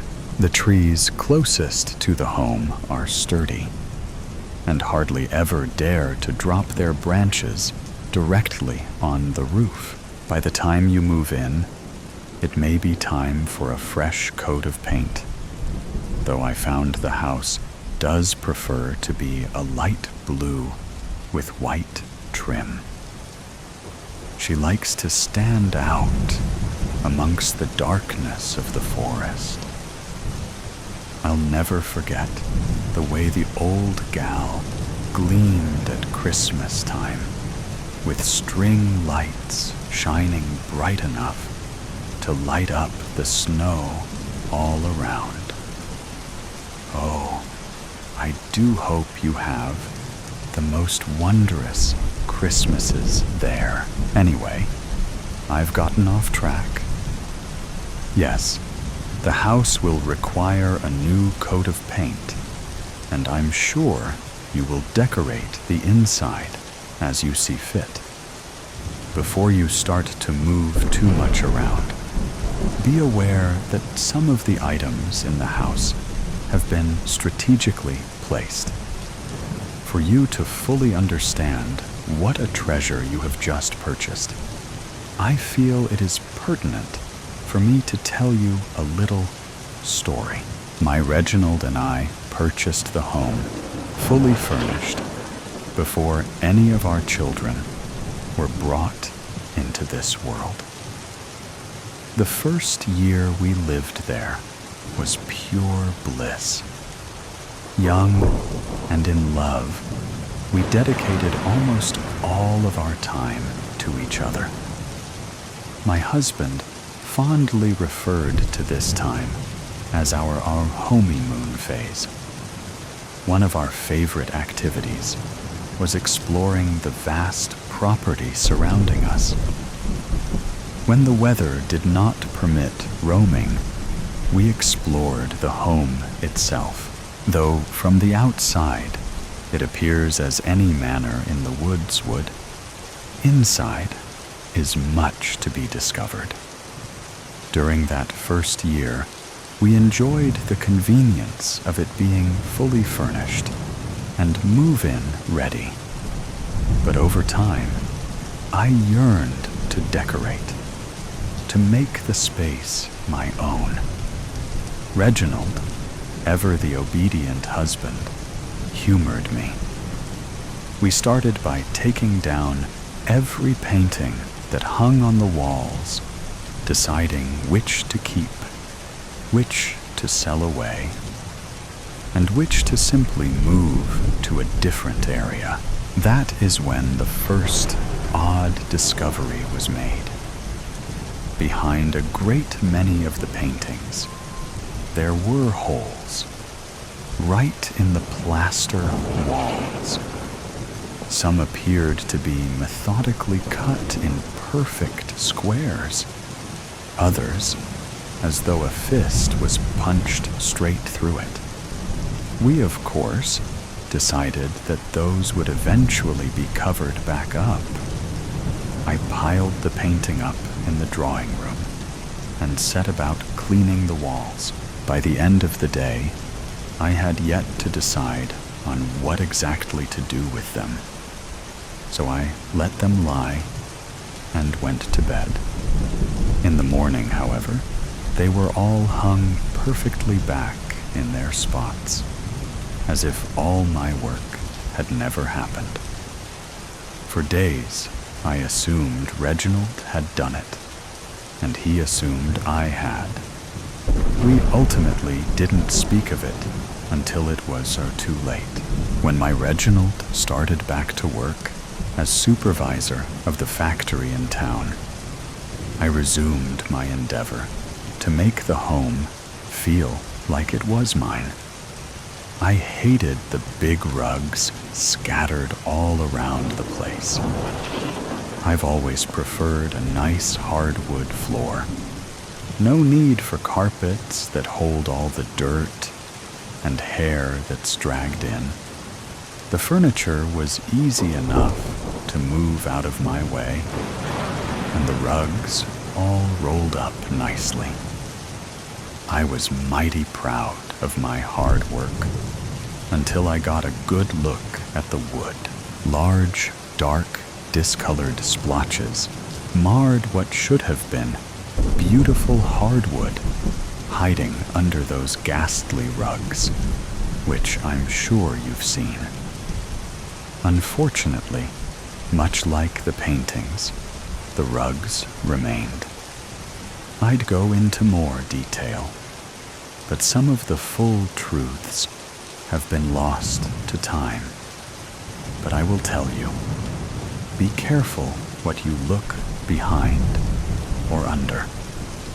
Though the house allowed me to dust and paint and add decor as my heart desired, it did not allow me to leave any of its secret spots uncovered. Behind dressers, cabinets, doors, paintings, mirrors, and under couches, chairs, and beds, the house hides. After the first year, I gave up trying to rearrange and became content with adding a few of my own touches here and there. I think that once the house realized I'd stopped trying to change it so much, it settled down. For a while at least, we entered a time of peace again. But the monotony of loneliness began to get to me. Thankfully, we soon welcomed our oldest daughter.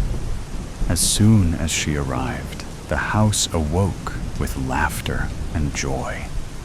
all hours of the night, she would giggle, and the house seemed to echo with it, those echoes long lingering even after she fell asleep. As we welcomed more children, it seemed that no matter how much we tied, the house remained scattered with toys. It was as if I'd turn my back and they'd all jump right off the shelf and resume their places on the floor. The never-ending chore of putting away made me weary to my bones.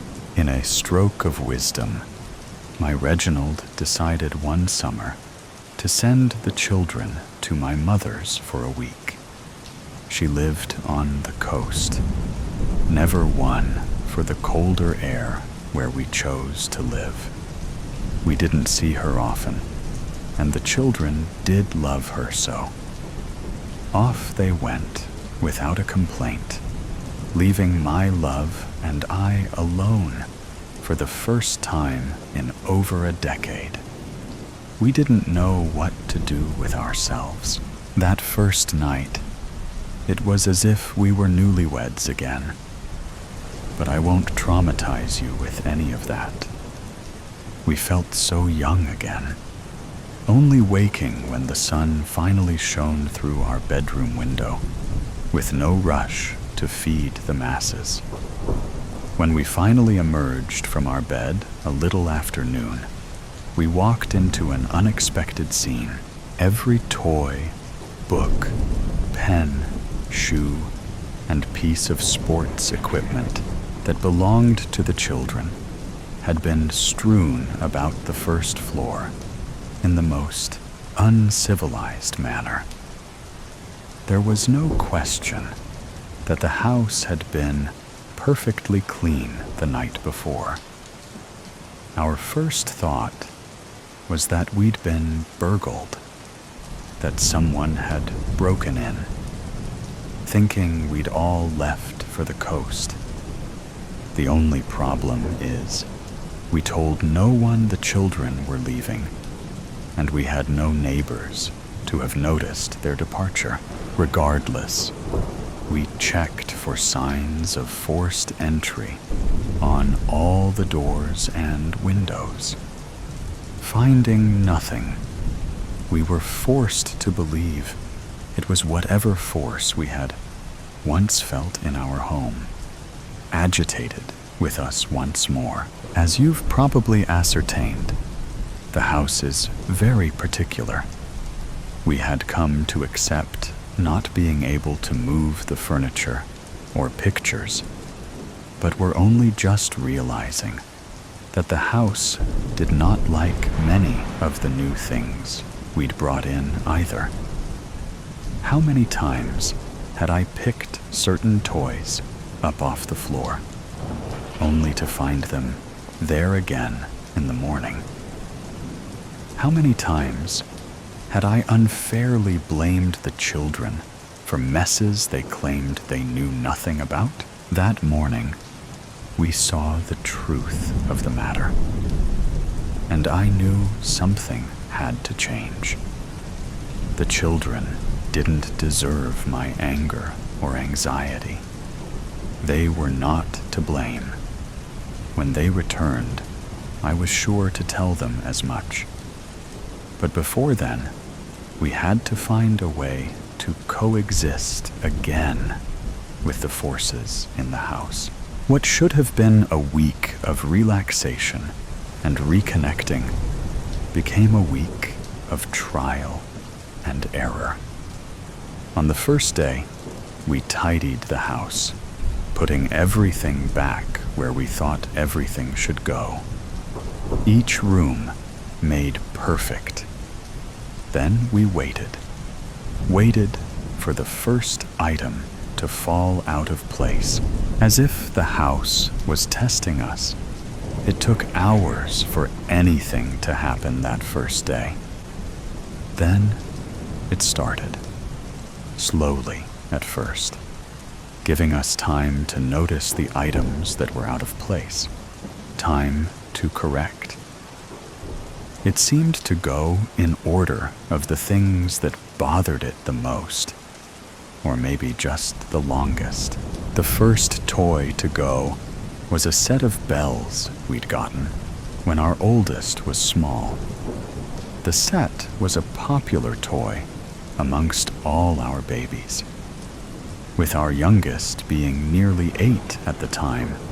These bells hadn't truly rung joyously through the house in years, yet they always made their way off the shelf onto the rug. Our family's peace was more important than any sentimentality, or at least that's what my husband and I agreed. And into the bin they went. Quickly, we noticed patterns. Toys that made too much noise. Shoes that left scuffs on the floor. Sports equipment that may or may not have been involved in a few broken windows and busted light bulbs. Books that sat too heavy on the overburdened bookshelves. Room by room we went, removing any and all items the house found to be offensive. It was by no means an easy undertaking. So many items had many more years of use left in them. But knowing what I knew, I could no longer sacrifice my sanity for a few boxes full of possessions. When the last box of offending items left the property, it was as if the house itself took a deep, calming breath. I hadn't quite realized just how stressed I'd been feeling until I didn't feel it anymore. Weight I'd grown accustomed to bearing eased off my shoulders. The air was lighter, the lights were brighter, and the house even seemed to smell better. Not that there was a noticeable bad smell before. Everything just felt better. That night, Reginald and I slept deeply for the first time in years, waking refreshed and ready for anything. I was ready for my children to come home. This week had been the longest we'd been apart since the youngest was born. I'd spent 2 weeks in the hospital that time, but that's neither here nor there. We had 2 more days before my mother would return them to us, sun-kissed and spoiled rotten in the best way. In those 2 days, I made time to sit quietly and listen to the house the way I used to when it was just Reginald and myself. Familiar creaks and groans greeted my ears. My senses were filled with the house. The smell of wood, water, earth, detergents, fabric, food, all seemed to swirl around me. For a long while, it was all just the normal feelings of home, of any home. Every house I'd ever lived in had the same smells and sounds. I assume every house in the whole world has the same base set of smells, sounds, and lights. I knew there was something past that, though, here. So I waited.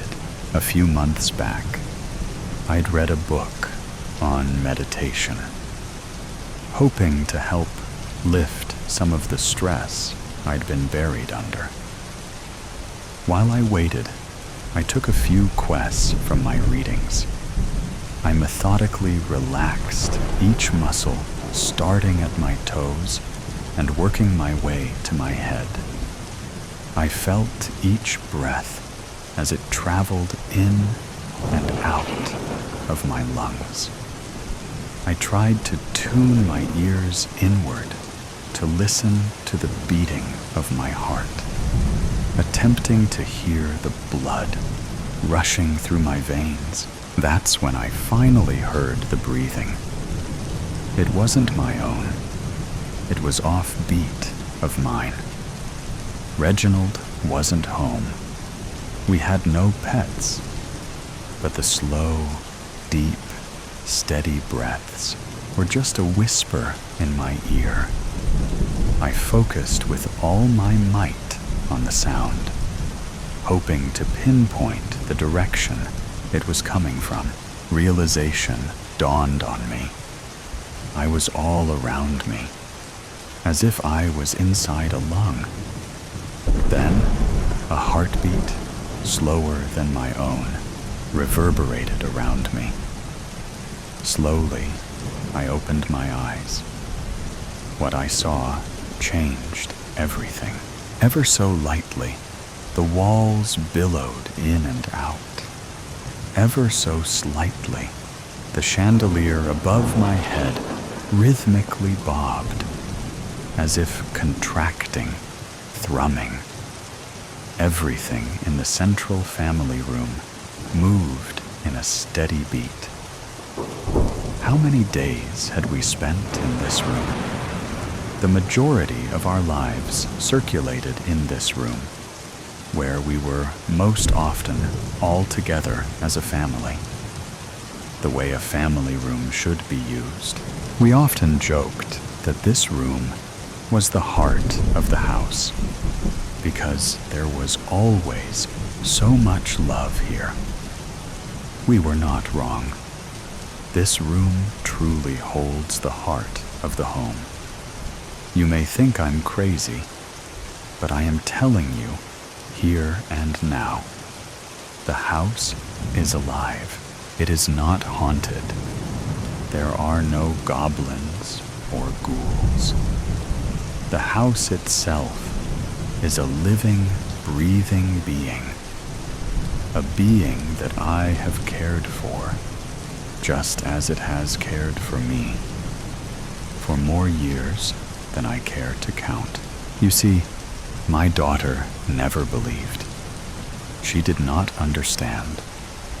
When I finally agreed that I was too old to care for the house on my own, it was because the house told me so. Not her.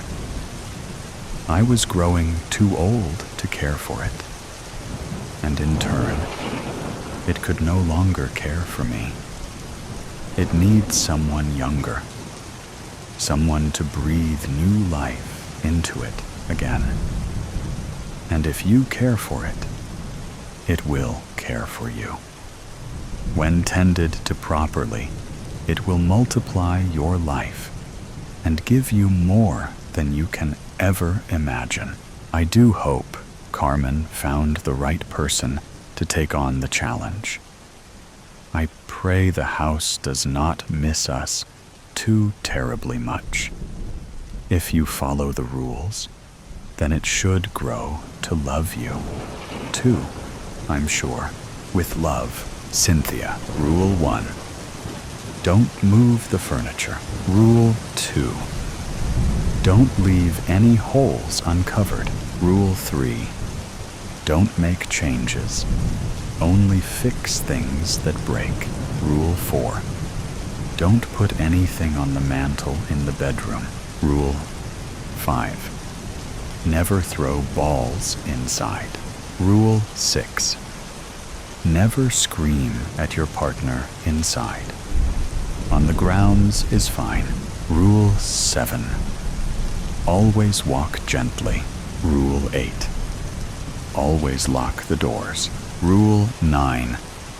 Always listen to the house. Take care of it, and it will take care of you. I have lived in the house for a week now. What I thought to be the ramblings of a crazy old woman who wanted nothing more than to stay with her home have quickly become undeniable truths. On my second night, the house welcomed me in a way only it could have. I'm not sure if this makes me just as crazy as her, but I vowed to care for this home as long as it cares for me. We're off to a great start. See you soon, Claire. You didn't think you could just leave, did you? I've always known where you were. That little bus station in the city, that motel with the flickering sign on the side of the motorway. I was watching you, even then. How you clutch your bag when you sleep. How you leave the TV on static to drown out the sound of your thoughts. You're clever, slippery, but not clever enough. I have to admit, you know how to cover your tracks, but you should know that you can't shake off your own tail. You're not running away from me. You're running toward me. You'll see soon. Sweet dreams. Wow. Creepy. Not sure how you got this address, but congrats, I guess. Nice to know I'm living rent-free in your head. FYI, the bus station smelled like pee, and the motel had roaches. So maybe put your stalking budget toward better accommodations next time. Only, of course, if there is a next time. But I wouldn't get my hopes up if I were you. Also, if you're going to kill me, maybe don't warn me first. That's kind of, I don't know, sloppy. Anyway, I've got to go. I'm going on a hitchhiking date with a guy named Dave. He says he's got a van. Don't worry, I checked, and there's no candy. Best, Claire. And Dave has a record. 2 assaults. 1 missing person case. You're not as sharp as you think. Do you know how easy it would be for me to get to you? To pull you from that van before Dave even knows what's happening? The door's unlocked. Sleep tight. Very funny. Except you can't be outside because I'm writing this from the bathroom at a gas station. And I'm pretty sure the only person outside is the clerk on his smoke break. Unless you've taken up vaping? Mint flavored, I hope. But seriously, do you actually think this whole mysterious stalker act is working? Because from where I'm sitting, on a suspiciously sticky toilet seat, by the way, you owe me for that. You sound kind of desperate, following me across 3 states, tracking my every move, writing me these cryptic little notes like some kind of B-list Bond villain. Feels like a lot of effort for someone who insists they're the one in control. And if you know so much, if you've been watching me this whole time, tell me this. Why am I running? Seriously. Enlighten me. You should know why. Unless you don't, which would mean you're not half as smart as you think you are. I need to stop writing now, since someone's knocking on the stall door, and I don't feel like explaining why I've been loitering in the bathroom with a notepad. Best, Claire. You're running because you're scared, but not of me. The thing you're running from is already in the room with you. Turn around. I think you've got this whole dynamic twisted. You think I'm scared of you? Cute. You've been following me, sure. But have you noticed the trail of bodies in my wake? Dave made it exactly 27 miles before he swerved into a ditch. Poor guy. Guess he shouldn't have tried to pull that knife. The clerk at the gas station. You'll see his face on the news soon. Well, most of it. So yeah, maybe I'm running, but not from you. You're not hunting me. I'm hunting you. See you soon. Interesting. You always were a quick study. I underestimated you. My mistake. But you're wrong about one thing. I'm not hunting you anymore. I'm inviting you. There's a cabin in the woods, just outside the circus. Red door, broken window. I'll leave the door unlocked. If you're as brave as you think you are, come find me. Or maybe I'll find you first. By circa, you mean the festival extravaganza, right? Cute. I'll bring wine, and maybe a shovel. See you soon, Claire. Yeah, I knew you'd come. I saw you the second you stepped into the woods. That red jacket of yours stands out in the dark like a beacon. You really should have chosen something less noticeable, or maybe you wanted me to see you. Either way, you're here now. I left a present for you. I thought I might as well give you a chance. The knife I pinned this letter down with is all yours. I trust you know how to use it. Do you feel it? The cold sinking into your bones. The silence pressing down on you. That sound behind you. The snap of a branch. That wasn't an animal. You've been so clever up to this point. So slippery. So sharp. But even the smartest prey makes a mistake eventually. And you've just made yours. Don't bother running. I'm already behind you. You're right. I felt you the moment I crossed the tree line. I knew you were there. I could almost hear your breathing. Shallow, controlled, waiting. But you made a mistake, too. You let me get too close. I know it's rude. But I'm going to have to return you kind gift. A girl can't have too many of a good thing, or it gets boring. I felt the heat of your breath on the back of my neck, and I smiled, because I'm not scared of you anymore. Not that I ever was, and you'll never get the chance to write me again. Clever girl, but not clever enough. See you soon. An incident report. Missing person. Claire Marie Jenkins. Location. Isolated cabin. Festival extravaganza. Details. The cabin was found empty upon arrival.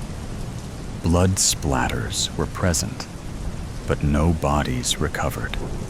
Signs of struggle. One broken window. Unidentified footprints lead into the woods. No return tracks. A single sheet of paper was discovered, pinned to the cabin wall with a knife. It read, "Not yet. Claire is presently missing at time of report. Background checks show that she must have changed her identity. Or she didn't have any family. Immediate or extended. Case remains open. The day Los Angeles." Changed Sophia's spoon clinked against porcelain as she stirred her tea, the sound barely audible beneath the morning bustle of the morning brew. Outside the window, autumn painted the small town of San Bernardino in shades of amber and gold.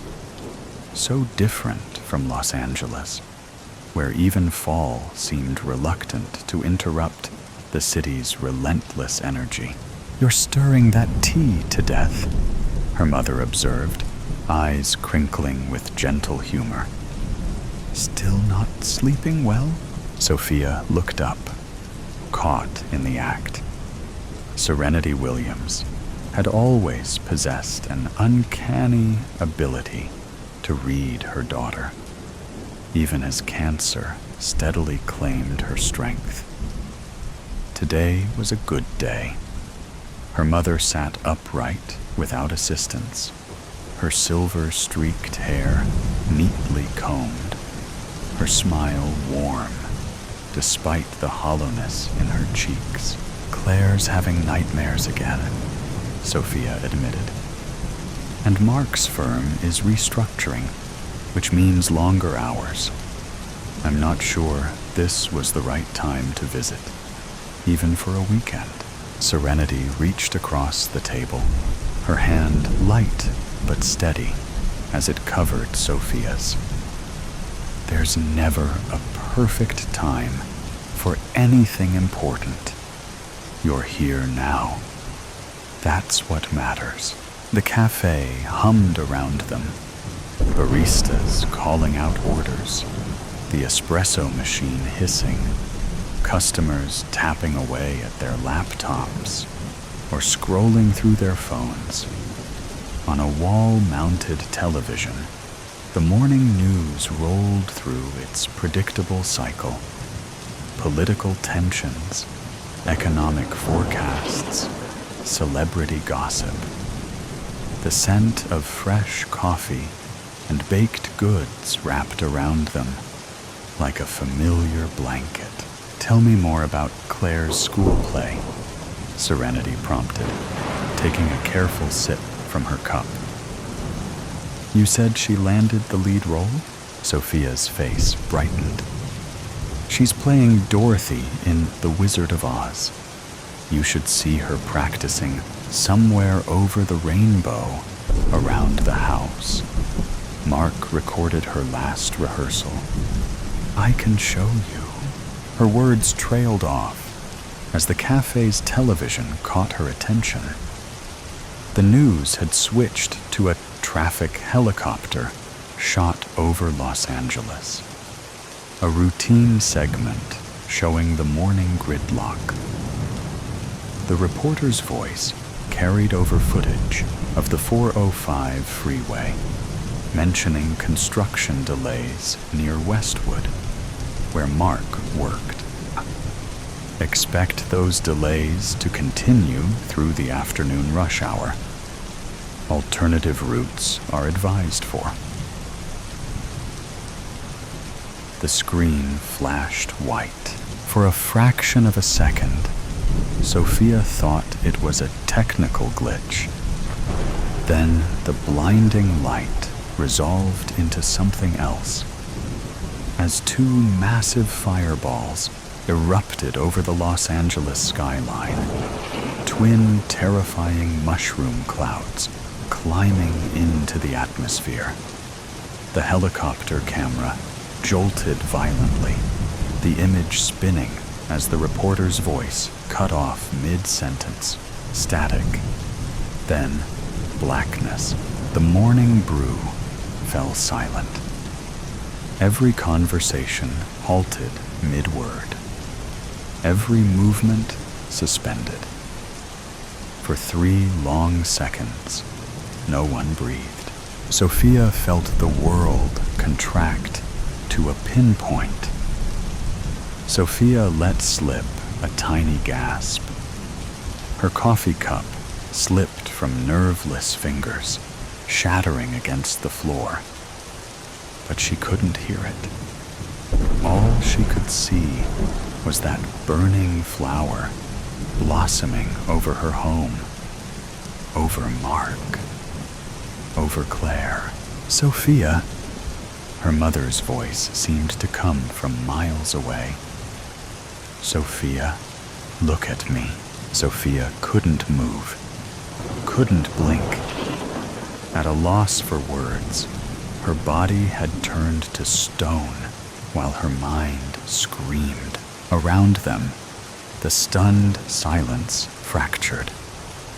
Someone gasped. A man at the counter swore loudly. A barista fumbled for the remote control, frantically changing channels. Each station showed variations of the same nightmare. Emergency broadcasts, confused anchors, footage of the explosion from different angles. What appears to be at least 2 nuclear detonations over Los Angeles. No official statement yet from authorities, advising all residents to shelter in place.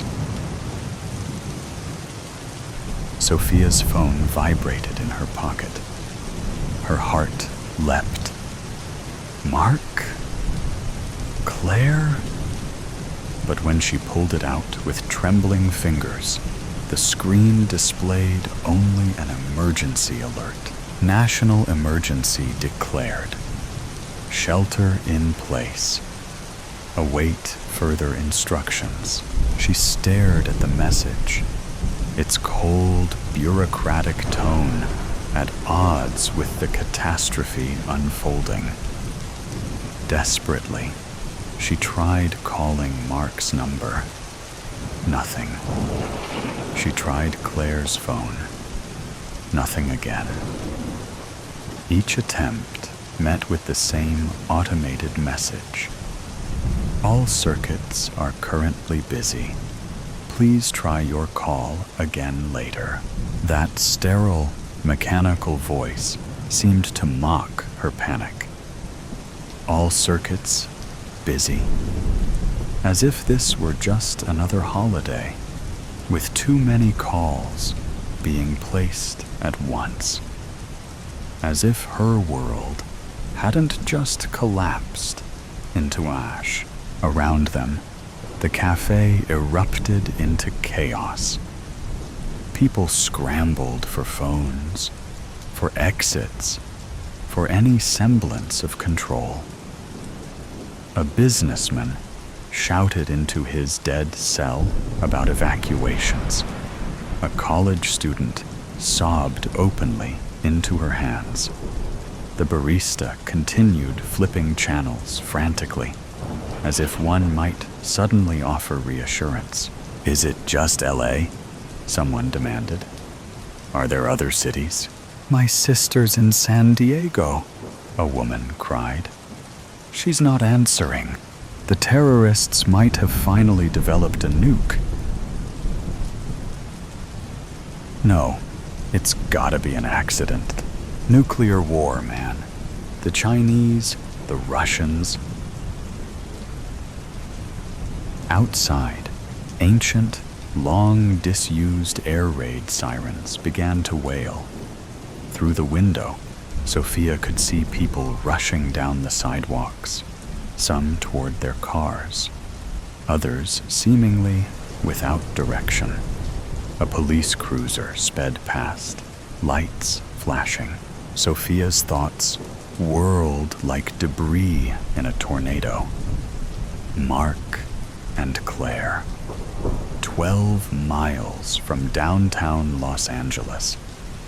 Was that close enough to the blasts? Had Mark gotten to Claire's school in time? Were they trying to leave the city or shelter in place? The questions multiplied, each more terrifying than the last. The spell binding Sophia's tongue broke, and she could finally speak. I have to go back, she whispered, then louder. I have to go back to LA. Her mother's grip tightened around her wrist. Sophia, breathe. Think. They need me. Panic clawed at Sophia's throat. I need to find them. Look at the TV, Serenity said firmly. Look, the television now showed aerial footage of highways leading out of Los Angeles. Gridlock unlike anything Sophia had ever seen. Thousands of vehicles at a standstill, some abandoned as people continued on foot. The military conspicuously absent from every possible scene, advising against attempting to enter the Los Angeles metro area.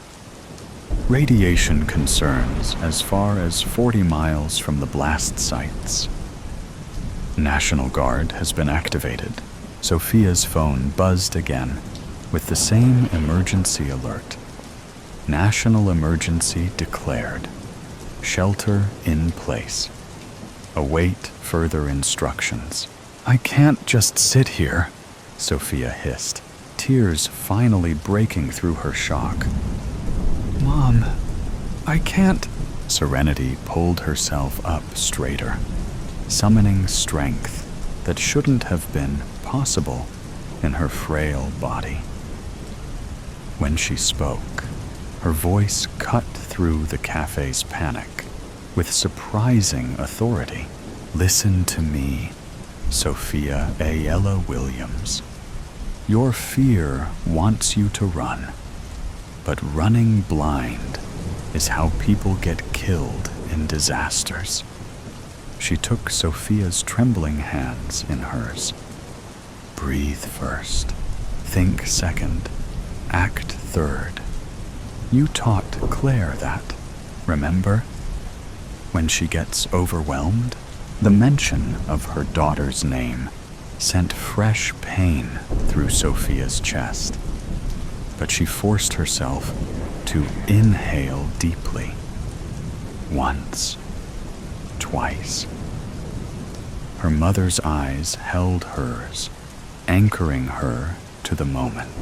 Mark is smart, Serenity continued. He knows to get Claire somewhere safe. He knows you're here with me. You charging into a nuclear disaster zone helps no one. But what if? No what ifs yet. Facts first. What do we know? Despite herself, Sophia felt her analytical mind begin to engage. There were 2 explosions over Los Angeles. People were leaving the city, but the military does not seem to be reacting yet. There looked like a massive area of LA leveled by the explosion. Good. What else? Roads are jammed. The military will soon be blocking entry. There might be radiation. The reality of that word hit her anew, and she swallowed hard. Communications are overloaded, with everyone trying to check on their loved ones. The news cut to a press briefing where the perky smile of the blonde, blue-eyed, and comely presidential press secretary, incongruent to the chaos erupting, confirmed what everyone already knew. 2 nuclear devices had detonated over Los Angeles. Origin unknown. Casualty estimates pending. Military response underway. The potential for additional attacks could not be ruled out.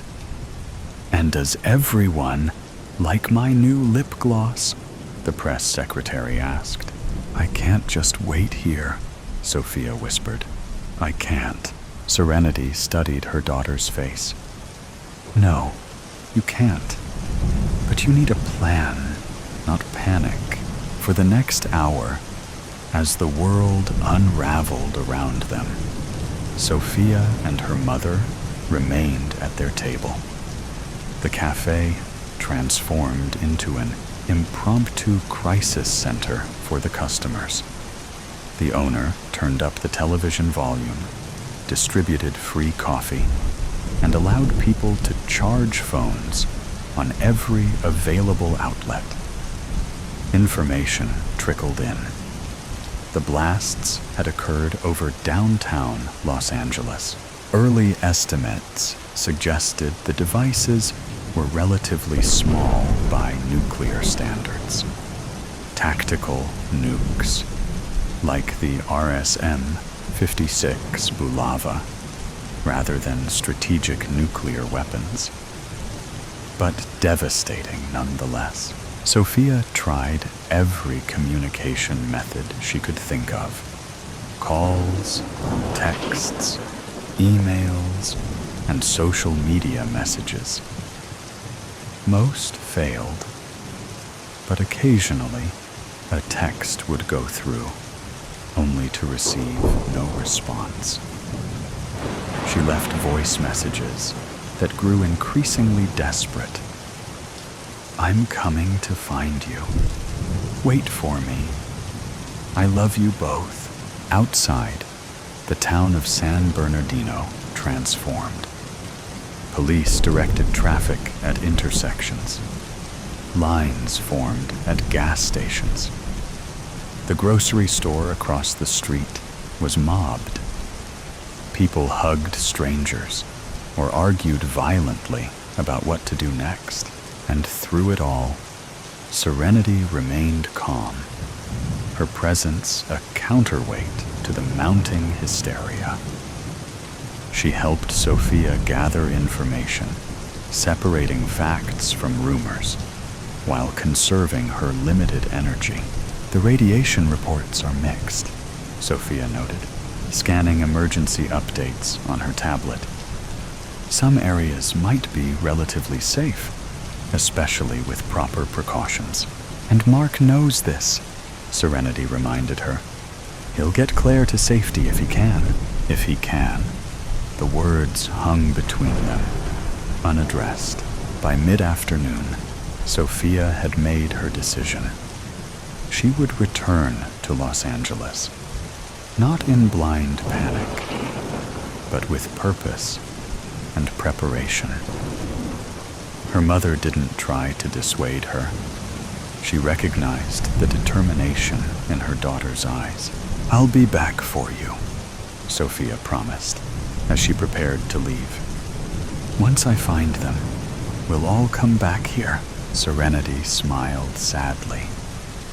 "I know you will." She pressed something into Sophia's hand, a small silver locket containing a family photo.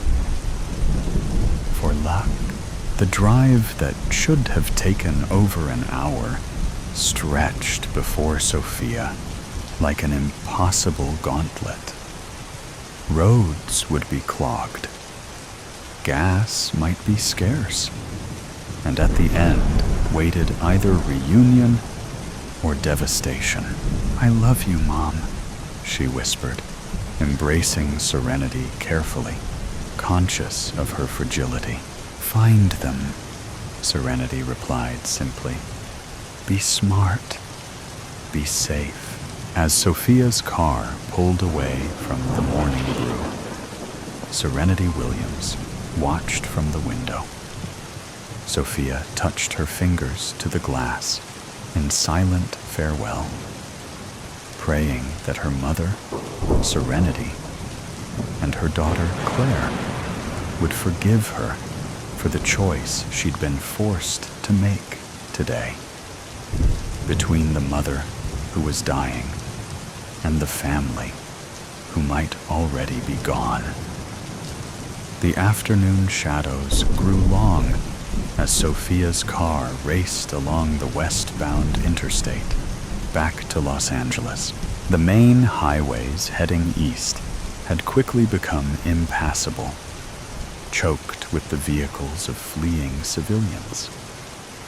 Radio reports described mass evacuations from areas surrounding Los Angeles, the declaration of martial law, and conflicting radiation warnings. Sophia had expected gridlock all the way, but the lack of any vehicle but hers heading west made the drive that more unsettling. The traffic thinned as she approached LA. The further she drove, the emptier the roads became. She was alone on the freeway. a surreal experience on roadways normally congested at all hours. The emptiness carried its own warning. She was driving toward something everyone else was fleeing. Sophia's GPS had stopped working hours ago, but she didn't need it. 15 years in Los Angeles had etched these routes into her memory. Exit here, turn there, the familiar path home. As she crested the final hill that should have revealed their neighborhood, her headlights illuminated a transformed landscape. Where apartment buildings and shopping centers should have stood, there was absence, rubble, small fires, and just nothing. A perfect circle of annihilation. She pulled to the side of the road, stepping out into air that smelled wrong, like sulfur and ash and things that had no name. The evening was eerily quiet. No sirens, no voices, no wildlife, just the soft tick of her cooling engine and the blood rushing in her ears. Beyond the destruction's edge, buildings remained mostly intact, untouched save for their destroyed windows, as if a giant cookie cutter had stamped down from above, removing only what lay within its circumference. Their apartment had been 3 blocks inside what was now emptiness. Sophia walked forward in a daze, approaching the edge of obliteration. Something crunched beneath her shoes, glass fused with asphalt, transformed by unimaginable heat. The boundary between existence and nothingness was shockingly abrupt. Mark wouldn't have had time to leave home and then driven to Claire's school, she reasoned desperately. He could have left early for his regular gym workout and could have driven straight to her. Her school must be outside this circle. They could still be alive. They must be. The distant growl of engines broke the silence. Headlights swept the devastation as a convoy of military vehicles rumbled into view. Camp Pendleton Marines, in full hazmat gear, disembarked, moving with half-practiced efficiency. One spotted her and approached, face obscured behind a protective mask. "Ma'am, this is a restricted area. You need to evacuate immediately." The faceless Marine barked. "My family," Sophia's voice cracked. "My husband and daughter, they lived here." The soldier's posture remained tense and rigid, clearly on edge. "I'm sorry, ma'am. There were no survivors within the blast radius. Radiation levels here are dangerous. We need to leave now." "But they might not have been home," she insisted. "My daughter's school. It must be outside the blast radius. My husband might have—" "Ma'am?" The soldier cut her off, not unkindly. "Secondary evacuation sites have been established for survivors. Check there. But you can't stay here. It isn't safe." As if to emphasize his point, a radiation detector at his belt emitted a persistent clicking that grew faster as they stood talking. "Where?" she demanded. "Where are these evacuation sites?" Before he could answer, another Marine approached rapidly. "Sir, we've got missile incoming." "What?" said the first Marine. "Bogey confirmed. ETA 2 minutes." The first Marine's demeanor changed instantly. "Everyone back to your vehicles. Move, move, move." Around them, the unit scrambled into motion, abandoning whatever task had brought them to ground zero. "What's happening?" Sophia asked, fear rising anew in her chest.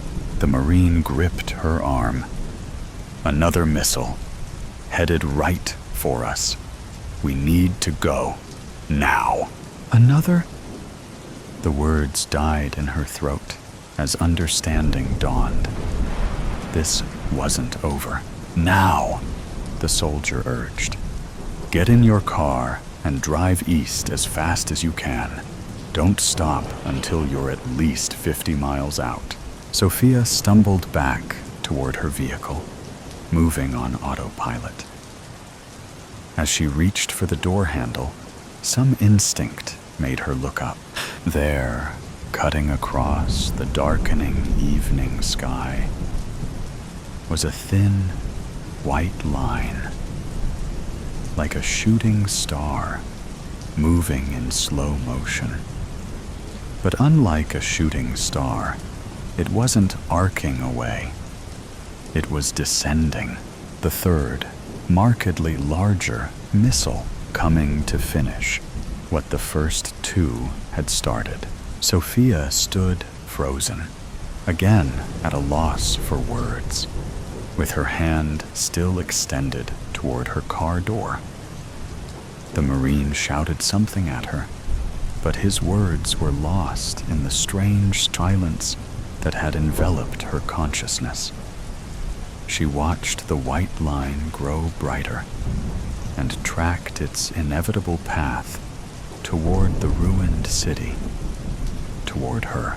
In that moment, Sophia understood with perfect clarity what her mother had tried to teach her that morning. Some forces were beyond human control. Some decisions led only to different versions of the same ending. She thought of Mark and Claire. Whether they had perished already, or had they survived only to face this missile. She thought of her mother, alone in San Bernardino, watching the news and knowing her daughter would never return. Sophia's hand dropped from the car door. The approaching missile reflected in her eyes as she tilted her face skyward. There would be no scream, no lamentation, no running from what had already been decided. There was only the overwhelming weight of understanding. The nightmare wasn't over. It was only beginning. Lessons from my shadow dreams. It was storming. The sky a slab of slate with swollen thunderclouds crowding its expanse, each nudging for room. A wicked, unrelenting wind whipped chestnut hair into my eyes and mouth. Pulling it out of my face, I looked at the desolation surrounding me. Empty air met me in every direction. I don't know where I am, I realize, as the panic starts to set in, and my breathing turns shallow and rapid. On my hands and knees, kneeling on what appears to be sand made from stardust, I take a calming breath and rise until I'm standing. What is this place? Where am I? The last thing I remember is going to bed, my lids shutting to the lavender of my walls as I slowly drifted off to sleep. Not knowing what else to do, I started walking. And that's when the voices began, and the shadows formed. At first, it was small. It was subtle.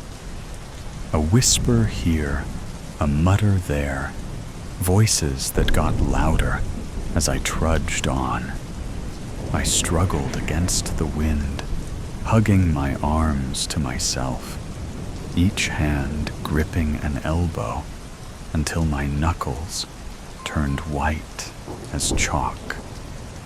As I walked, the black, star-lit sand at my feet began to rise with the wind, forming shadowy figures that strode alongside me, the overlapping voices tumbling from their open mouths. I watched in morbid fascination, my feet slowing as their dark forms became recognizable, their faces slowly morphing into a colorless version of the faces I know.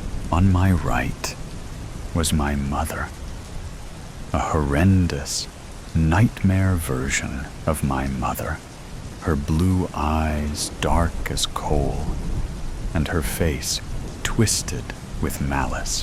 "What are you doing? Really, Midge? Are you fucking stupid? What's wrong with you?" came from the cavern that was her mouth. My eyes went wide, fear and pain forming as tears that threatened to spill. "You're not good enough. Why would I want to touch you? You're not what I want," came from my left, and my head whipped to see an equally nightmarish version of my ex. At this point, my feet had slowed until I was almost at a complete stop. More and more figures from both my past and present began to form and dance around me, each hurling their own unique version of verbal awfulness. With each invisible blow, I shrunk until I was crouched on the shifting sand, hands splayed over my face to cover sight and sound. I squeezed my eyes, silently begging for it to end, for the voices and noise and all the venom of the world to stop. "Midge, breakfast?" I gasped, jolting awake to my mom's voice calling from the kitchen. As reality settled in, a sick dread pooled in my gut at the vague nightmare I'd left behind. "It was a bad dream, Midge. Just a bad dream," I mumbled to myself as I rubbed the sleep from my eyes. I tramped downstairs, the thick soles of my boots making loud thuds on each carpet-covered step. I slid into a distressed wooden chair at our equally distressed dining table that doubled as our breakfast nook. As I shoved eggs in my mouth, scrambled just how my mom knows I like it, I thought about our history exam today with rising anxiety. I was not the best at memorizing details, like dates or times. And last night, Amy had another drama round with her douche of a boyfriend. My mom sat across from me, early morning sunlight streaming in from the window sink, sipping coffee from the chipped Mom of the Year mug I got her for Christmas last year, before Dad left. Before it all fell apart, we sat together in silence. She analyzed me over her mug as I finished off my butter-soaked toast. "You okay, honey? You seem stressed," she asked with a slight tilt of her head. I nibbled my toast while staring at my plate, not wanting to admit how egregiously unprepared I was for the day's exam, or the nightmare I'd endured that clung to me like static. It felt like I was seeing reality underwater, my senses warbled and muffled, making everything as impactful as an echo. My mom cleared her throat, snapping me out of my reverie. "Midge?" she asked, her gaze holding concern as lines formed between her dark brows. "I'm okay, just not as ready for my exam today as I'd like to be," I answered simply. The truth was, I wasn't ready at all for anything. My mom pursed her lips and narrowed her eyes, a clear sign she knew I was lying. To be fair, technically, I really was worried about the exam today, but I also was still disturbed by my nightmare, which stuck to me like a dark, immovable shroud. And it being my parents' divorce anniversary didn't exactly help. As if sensing my thoughts, my mom's eyes darted to the calendar on our white linoleum fridge, absolutely covered with magnets and pamphlets or flyers. Instantly, her gaze softened when she recognized the date. "Hey, it's gonna be okay, baby. I know today will be hard, but you'll be okay. Plus, your father is still coming for a family dinner this Friday," she said with a quirk of her mouth, as if that should excite me, as if that fixed everything. I simply nodded as I tried to swallow my last bite of toast, which had turned to sandpaper in my throat. "Gotta go, Mom. Thanks for breakfast." Before she could answer, I quickly grabbed my backpack and was out the door. I sat in history, staring blankly at the open-ended questions in front of me. Mr. Sikowitz sat at his desk in the front of the class, hunched over papers he was likely grading for a different set of students, his red pen lightly roving and marking with steadfast eyes. I looked back down at the unanswered prompts in front of me and felt my heart start to quicken. Gods, I'm screwed. Dad would be so disappointed, I thought with increasing fear. My breathing became slightly uneven, and with the panic, my nightmare from the night before reached towards the front of my mind. This was the last thing I needed. But it seemed the more I tried to repress the images and the memory, the harder they fought back. Shadows began to gather at the edge of my vision. That same smoky, starlit sand from the dream clustering along my peripheral. I blinked hard 2 or 3 times while keeping my head down, trying to force this contorted melding out of existence through sheer denial, but to no avail. The darkness stayed. Slowly, and with threatening dread, the dregs of my nightmare creeped towards my desk until it surrounded me on every side. I briefly darted my eyes around the room, desperate to find some reaction, any recognition from my classmates of the nightmare unfolding. But I was left wanting. The line between dream and reality was paper thin, blurring further as the familiar, wraith-like figures began to swirl upwards and form, then shattered entirely as my nightmare came to life. My mother was again on my right, with a mouth black as pitch and her blue eyes drained of color once more. "What makes you think you can do this, Midge? Answer me, Midge. What's wrong with you? Are you fucking stupid?" she hissed as her ghastly form drifted towards my ear, her teeth gnashing with each syllable. It wasn't exactly the same as the nightmare, but it was damn similar.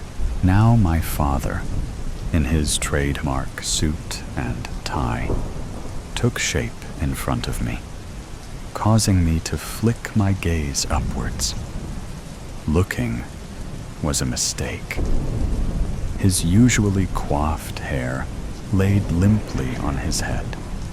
His eyes were endless black holes, and he stood with his arms crossed, intimidating and unmovable despite his form.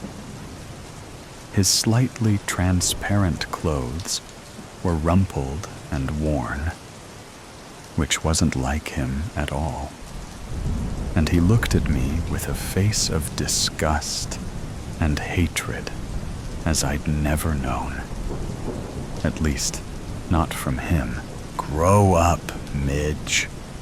What's your problem? Why can't you just get this right?"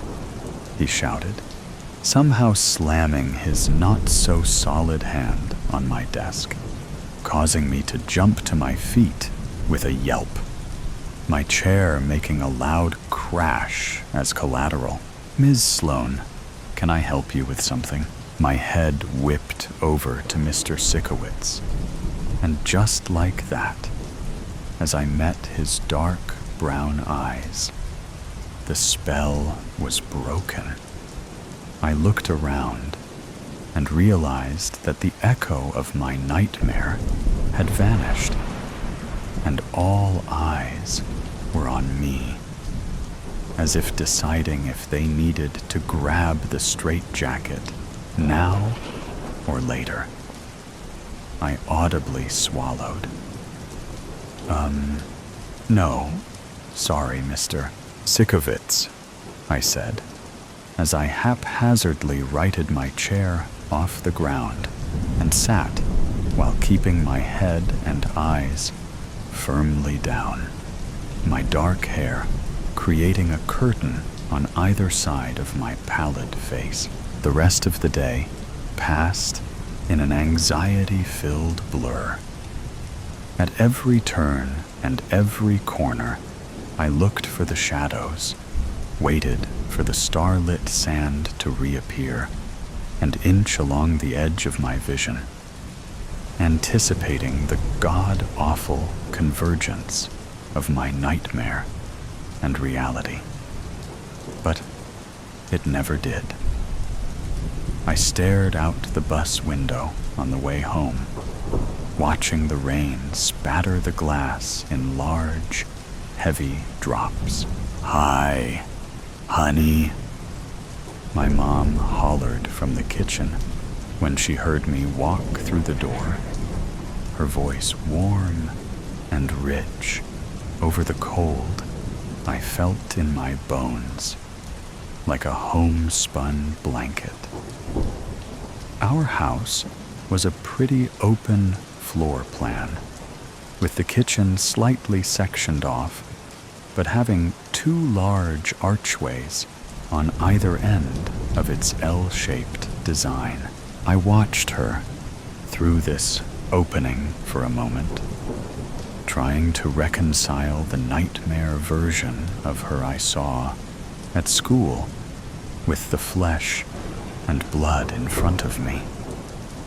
She was currently unloading the dishwasher, and when her hello was met with silence, she turned to look at me, her arm pausing briefly as she made to put away a plate. Her face scrunched and she immediately put the dish on the counter. "What's wrong, honey? Did something happen at school?" I tried to speak. I tried to open my mouth to tell her about all of it, but nothing would come except tears that began to blur my vision. "Oh, honey," my mom said, as she strode over to me, crossing the distance in 3 or 4 strides.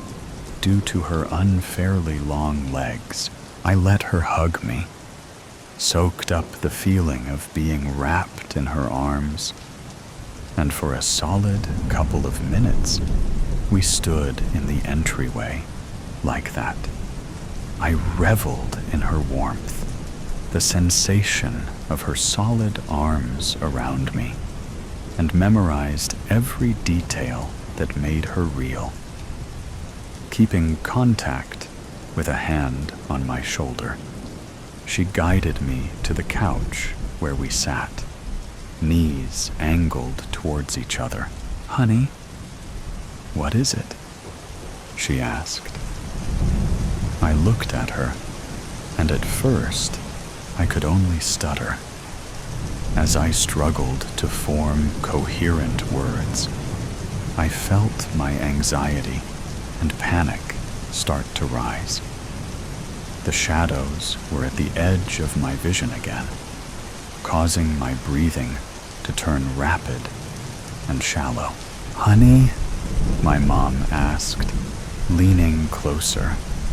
I could barely hear her, barely see her over the pounding of my own heart. "Midge," my mom said, a bit louder now, giving my leg a slight shake as she placed her hand on my knee. The shadows and the darkness were beginning to take shape now. Starlit sand rolling across the ground as it crept ever closer. Tears pooled along my lids, causing my vision to blur. Suddenly, warm, soft hands enclosed my face, and my mom's face, my real mom's face, swam in front of me. "Midge," she seemed to say in almost a whisper. Look at me," she said, increasing the pressure around my head. "You are not broken, okay? I don't know exactly what you're seeing, but it's not real, okay? I'm real. I'm here," she said, taking the limp hand from my lap and gently placing it over her heart. I felt the softness of her wool sweater under my fingertips, like touching a cloud made of silk. I focused on her eyes, blue, just like they were supposed to be. "Your mom's, right here, Midge, right here. Not that ghoulish thing of nightmares," I thought to myself, as the vile shadow, puppeting as her, pushed and crowded closer along my peripheral. "That's it, baby. I'm right here. Breathe, honey. Breathe with me. Focus on my voice, on my face. I'm right here," she said with a squeeze of my fingers, as she had removed her hands from my head and was now holding my own in her lap, her gaze unwavering. I took a steadying breath. "Just breathe, Midge. That's all you have to do. Just breathe." I counted to 10 as I inhaled, and did the same on the exhale as my mom, keeping hold of my hands, did the same. "That's it, honey. Breathe. Just breathe. 10 in and 10 out. You can do this." I nodded, and as I expanded my lungs in and out, feeling my pulse start to slow. Blessedly, the shadows began to ebb, receding from the edge of my vision. The grotesque, half-formed versions of my loved ones melting and fading away, bit by bit. By about the 5th or 6th of these exercises, the nightmare was all but gone, the shadows having slunk back to whatever hellish mindscape they belonged to. Prika, there she is, my mom said with relief, seeing my eyes clear and the panic gone, a slight smile playing on her lips. I crumpled, burying my head into her chest with small sobs. "Oh, honey," she let out softly, stroking the top of my head as only a mom can. "Has this happened before?" she asked gently. I lied, shaking my head slightly as I kept it tucked into the crook of her arm. Gods, her sweater felt like the softest pillow. I soaked up the comfort. "Do you know why your father left?" I whipped my head up, pushing out of her arms, taken aback by the subject change. Realizing I wasn't going to answer her, she continued, but her face took on a faraway look, as if trying to see through the smog of time to the not-so-distant past. Our family, both the men and the women, have always struggled to master themselves. We have the curse of extreme feeling, of intangible emotions strong enough to drown countries. And for some of us, that leaks into our dreams. And then, sometimes, those dreams, usually the darkest of nightmares, leak into our reality.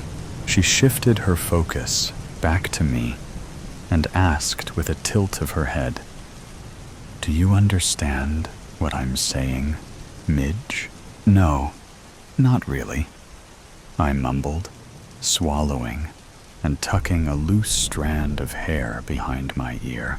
My mom leaned forward, using her thumbs to wipe away my residual tears, and took my hands in hers.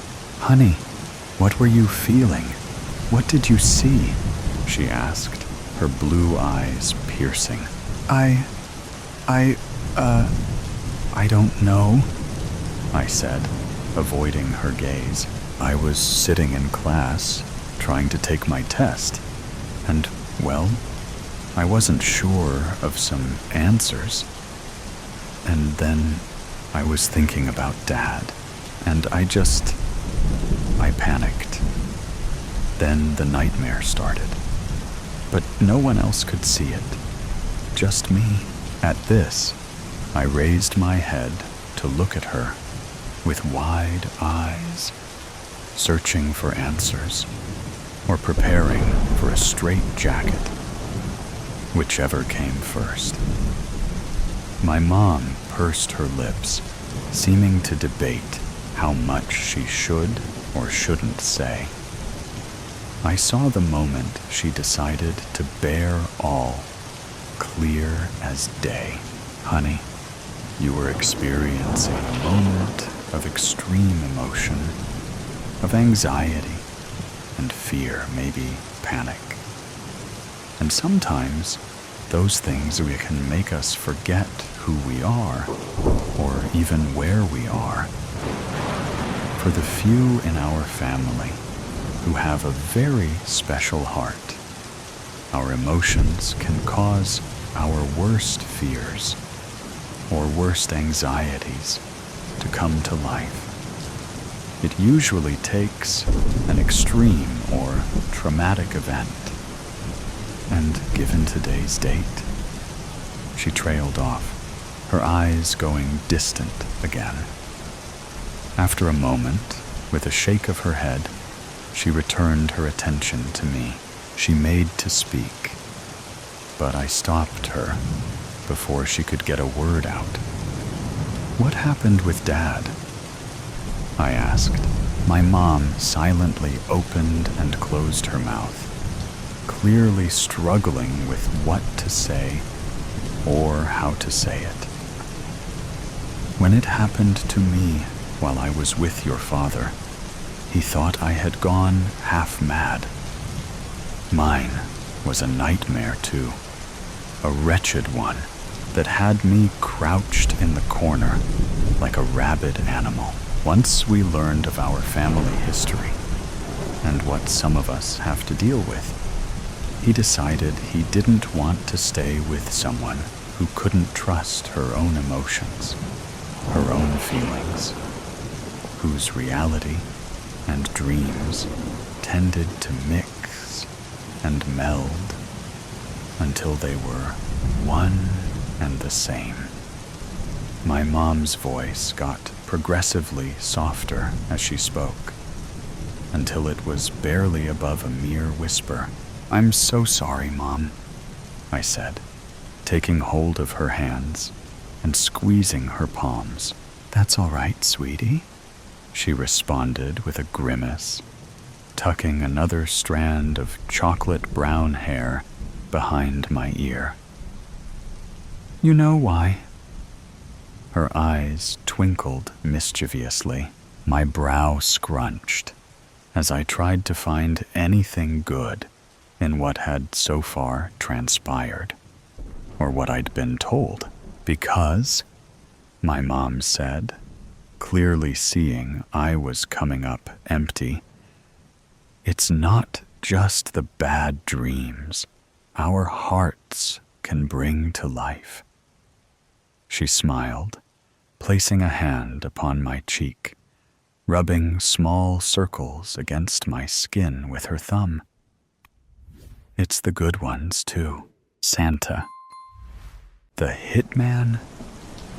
The hospice smells like antiseptic and failed dreams. A Christmas-themed air freshener dangles from the IV stand, swaying in time with my father's mechanical wheezing. It smells like cinnamon and regret. The fluorescent lights hum, drowning out the morphine's slow drip. Hi, I'm the man who never amounted to anything. The trophyless disappointment. If life is a race, I'm the guy who tripped in the first 10 feet and never got back up. 35 years old, still renting, and my most significant contribution to society is a viral video of me accidentally setting fire to a microwave burrito. That's me, proud owner of a pile of unwashed dishes and a credit score so low it could run for public office. I sit slouched in this corner, watching my dad suck on life like it's a particularly stubborn milkshake. He's enormous. Round face, round belly, round everything. A human snowman, melted into a hospice bed. The kind of guy who built his whole life on being likable. For 30 years, he played Santa Claus at the mall. Not just any Santa, mind you. He was the Santa. The one people drove 4 counties over to see. His face still pops up on Christmas cards across the Midwest. A local legend, a walking, jolly Norman Rockwell painting. And me? I'm the guy who gave him a $10 Amazon gift card for Christmas. You'd think that's why he's dying. the look he gave me when he opened it. He beckons me closer, his hand shaking like a rusty wind-up toy. "Come here, kiddo." "Yeah, sure," I say, dragging the chair closer. It screeches against the linoleum like its legs are fighting with the floor. "What is it this time?" Another story about how you single-handedly saved Christmas at the mall in '93. His laugh comes out like a wheeze caught in a blender. Then he stops, face turning deadly serious, eyes boring into mine. "I've got a confession, kiddo. Something big." I lean back. Here we go again. "Oh, great. Did you save Christmas again?" He laughs, shakes his head. His smile, faint but still there, cracks like old plaster. "No. Listen to me, kiddo. I killed people. I was a hitman. The words hit me like a sucker punch to the ribs." His eyes twinkle with something far from Christmas cheer. For a second, I couldn't breathe. Not because I believed him, but because some part of me wanted to.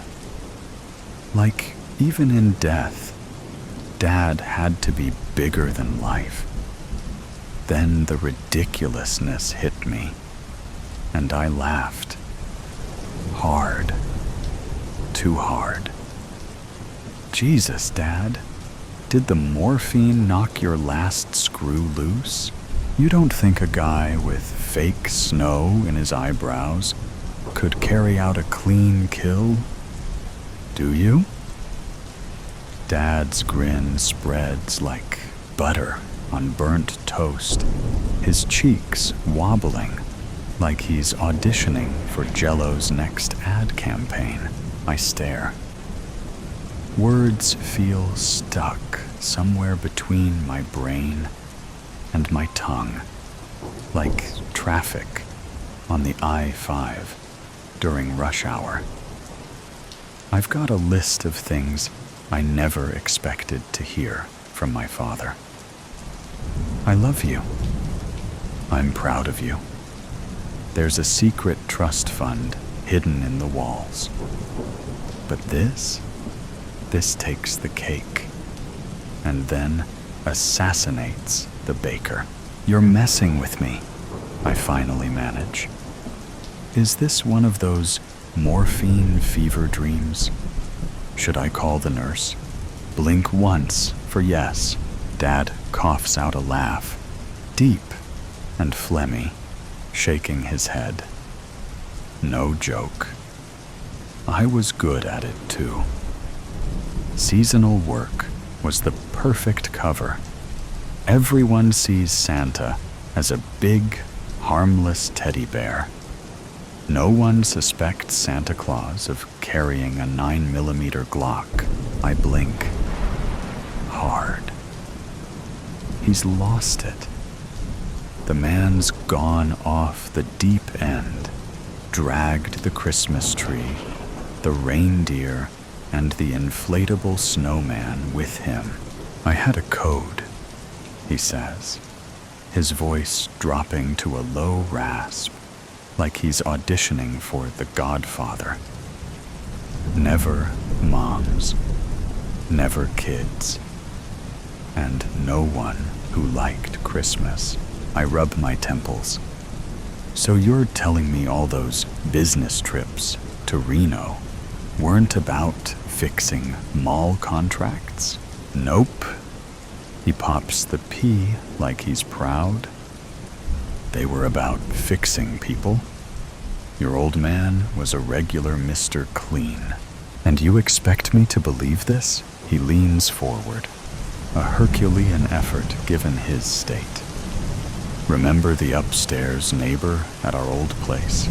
The guy who played techno at 2 a.m. I nod slowly.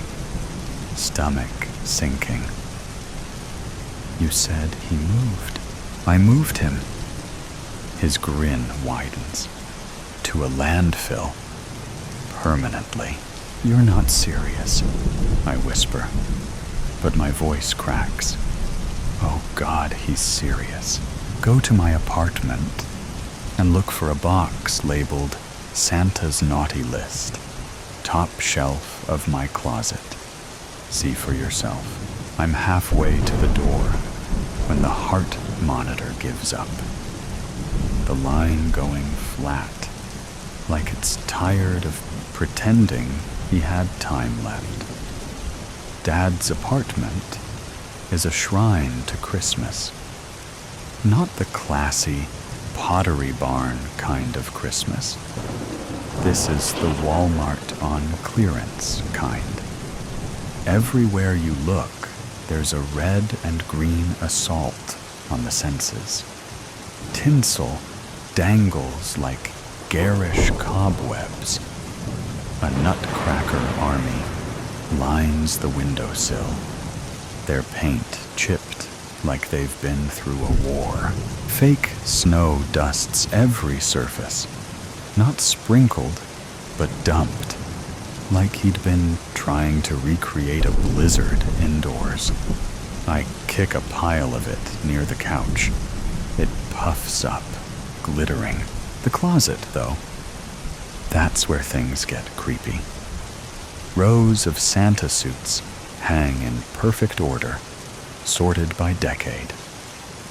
The 80s suits are polyester atrocities, faded red, like tomato soup, left in the sun.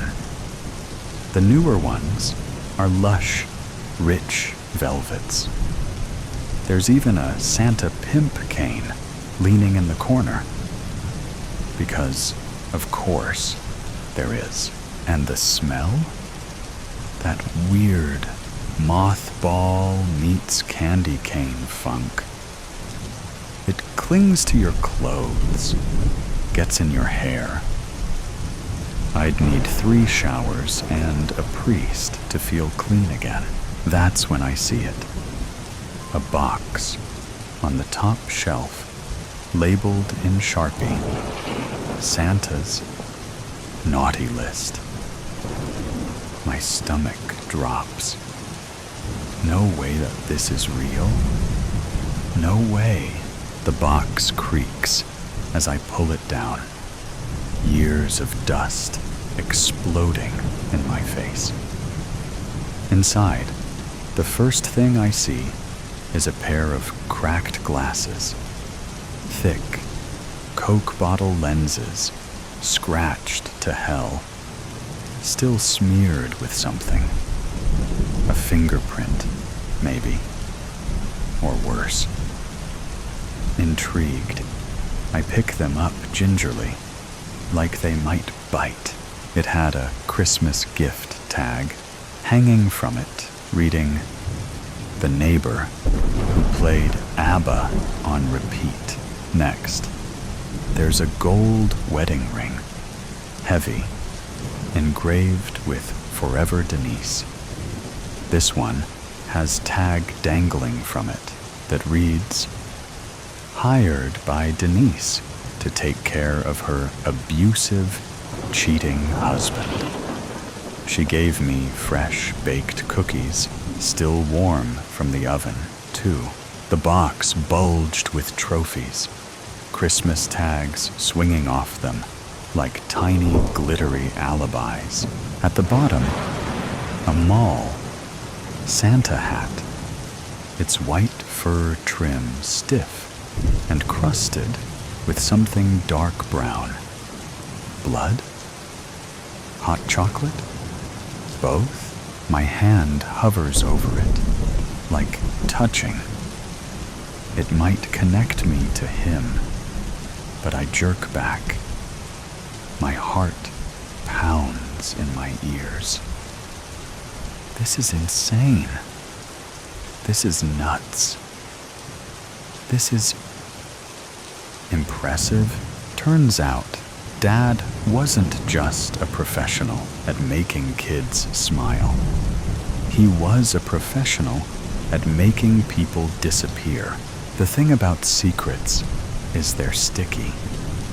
Once you hear one, it clings to you like gum on a shoe, no matter how much you scrape.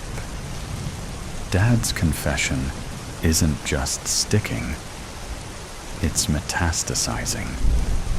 The more I think about it, the more I see his life wasn't two separate halves. Santa and hitman, jolly old saint and silent assassin. It's all the same guy. And now, I'm the one holding the bag. He's dead. The town's favorite. Mall. Santa. Gone to that big workshop in the sky. Kids will cry when they hear. Some mom will bring them to the mall next week, hoping to see his stupid, twinkly eyes and hear his gravelly laugh. Instead, they'll get some substitute in a cheap suit, the kind who smells like whiskey and regret. That'll be Dad's legacy. A hole in the lives of every snot-nosed kid who sat on his lap. Unless I tell the truth. If I do, it won't be crying kids. No. The whole town will lose its collective mind. Imagine this headline. Breaking news. Killer. Kringle caught dead. The local paper will have a field day. They'll dig up every photo of him, grinning in his red suit, surrounded by smiling children, and slap it next to words like murderer in bold block letters. The tabloids will pick it up. Every dumb podcaster with a microphone will start calling him the silent Santa Slayer. And me? I'll be the idiot who ruined Christmas for the whole town. The funeral smelled like peppermint and formaldehyde. Someone decided Dad's last ride should look like an after-Christmas clearance aisle. Red and white draped the lid, as if trying to sugarcoat the whole thing. And of course, the mall workers showed up in elf hats, because nothing says, "We respect your dead father," like polyester and jingling bells.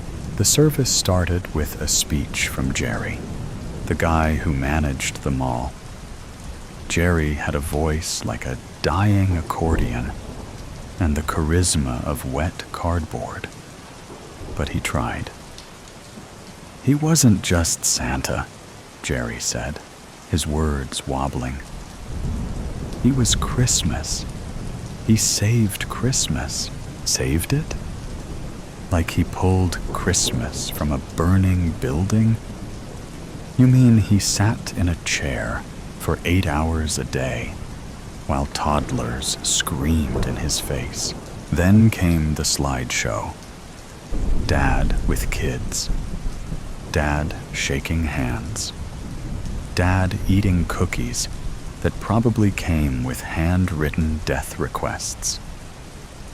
And now it was my turn. I stepped up to the podium, clutching my notes. My palms were slick, my mouth dry. Every eyeball in the room locked onto me like I was the halftime show.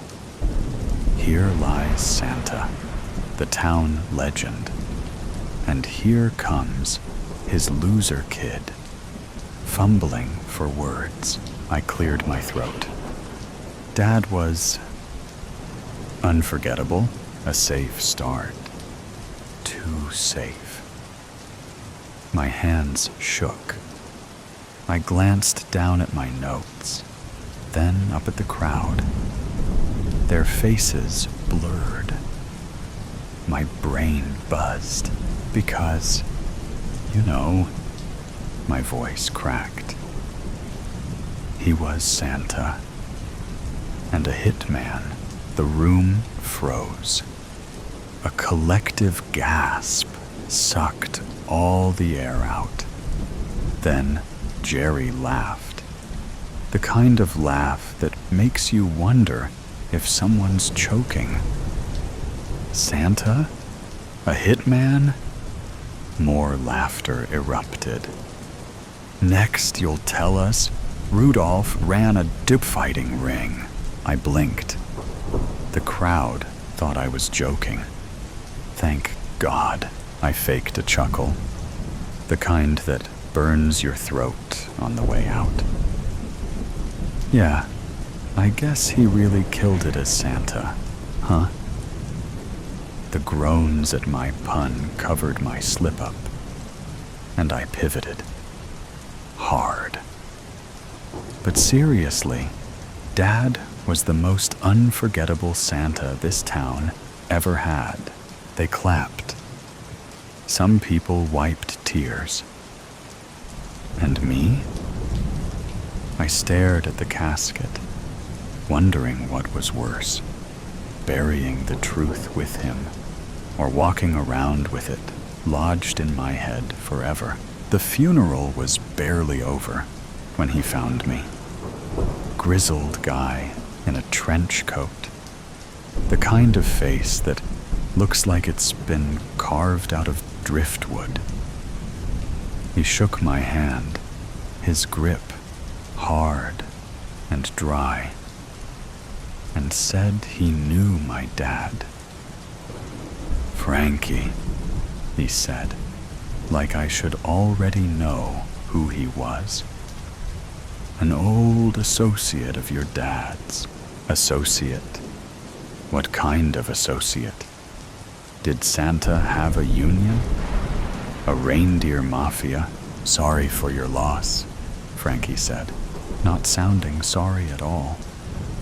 Your dad was a legend, one of the best in the biz. The biz? I asked, the words tasting like sewer milk. Frankie smirked, like I'd just failed some kind of test. He opened his trench coat, not for a gun, or a bomb, or a flashing incident, but for a business card. The font was a little too cheerful, a little too Comic Sans for what it said. Kringle and Associates. Holiday solutions for your problems. I stared at it like it might bite me. This is a joke, right? Frankie leaned in, breath heavy with something cheap and lethal. Your dad wasn't the only one, he said, his voice like gravel, rolled in honey. He pulled a candy cane from his pocket, twisting it between his fingers. Seasonal work. It's got its advantages. Keeps things clean. He paused, watching me, waiting, like there was something I was supposed to say. It's the perfect cover. Frankie smiled, teeth yellowed like a dog just pissed in the snow.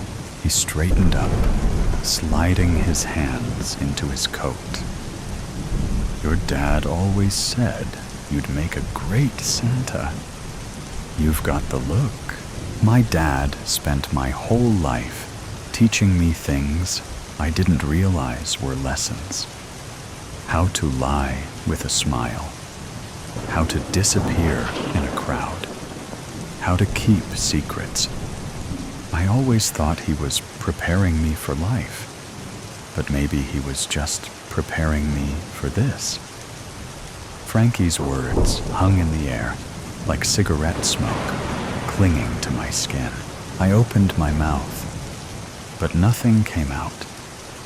Frankie tipped an imaginary hat and walked away, disappearing into the kind of fog that makes you doubt he was ever really there. I looked at the card again, the words staring back like a dare. Kringle and Associates. Dad always said to find a job that suits you. But some jobs find you. In the distance, I heard bells, maybe wind chimes, maybe the Salvation Army guy packing up. Who knows? What I do know is that I hate kids. I love cookies, and I could probably pull off the beard. It's only the beginning of trouble. As I sit on the uncomfortable train seat, blankly staring out of the window, I feel the heat wash over me in an instant. Breath 1, breath 2, breath 3. It's okay. I can do this. Trying to stay calm and relaxed, I look away from the window, starting to feel dizzy from the speed we pass the trees with. You've done this before, I say to myself as a pep talk. Just because it's different setting doesn't mean you can't do it. There is only one problem. If it goes south, I won't be able to escape for another 3 hours of that train ride. I have to execute the plan perfectly to the last step to make sure I will get away with it. In moments like this, I swear at myself for choosing to do that specific line of work. I'm still a beginner. I am still nervous and anxious about the jobs, even though my mentor tries to convince me it will get easier and more natural. I let out a huff and smile at that thought. What a messed up world it is to get used to doing something so awful. I personally don't have a choice. I need to do this and clear the society from disgusting and horrible people. My eyes travel down to my backpack, trembling slightly from the train movements, filled with the tools I will need for this specific job.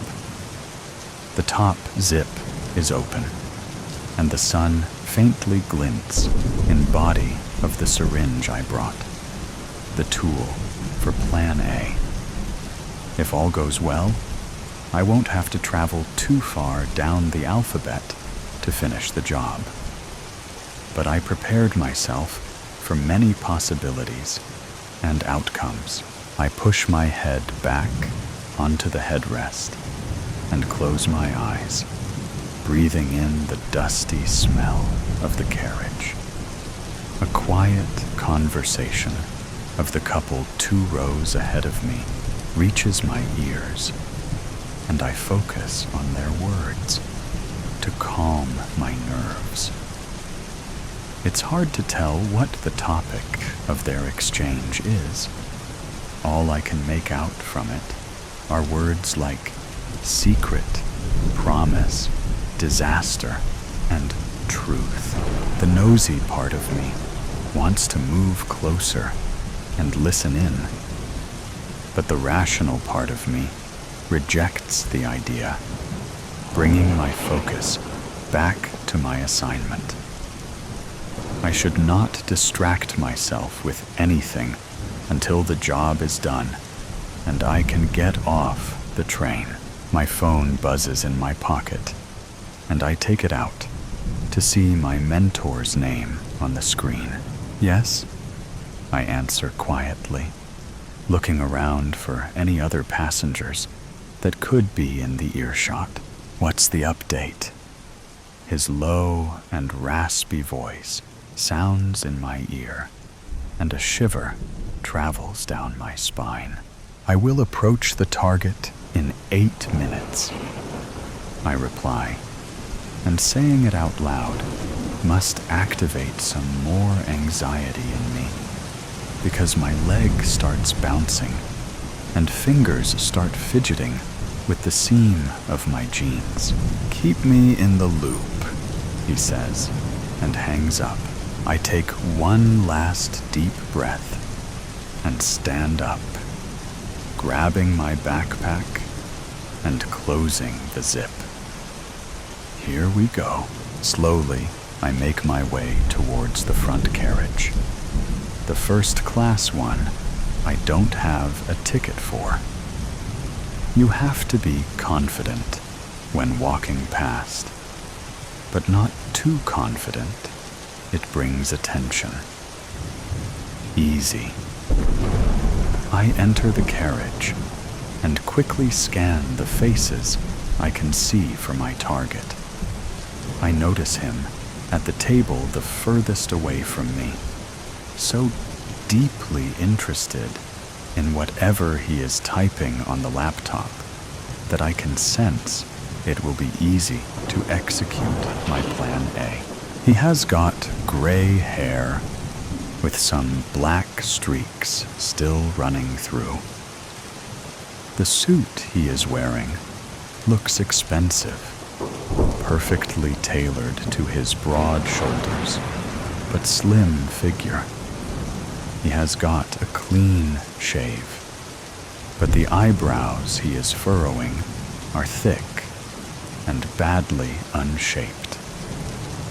Luckily, he looks exactly like the picture I was given. The fact that he has a laptop on the table and a drink next to it is a slight inconvenience. I wouldn't want to damage his laptop in the first part of the process, as he may not be as forgiving for me to move to the second stage of the plan. My movements have to be even more careful now. I cannot afford to make a mistake here. I shuffle my backpack and tilt it to the right side, which is where the tables are. As I slowly make my way towards the end of the carriage, I intensely calculate the angle I have to use to not cause too much trouble. My target's laptop is by the window side of the table, as is he, still furiously typing on the keyboard. His wine glass is placed to his right, almost at the edge of the table, which means my best move is to knock it away from him and his laptop.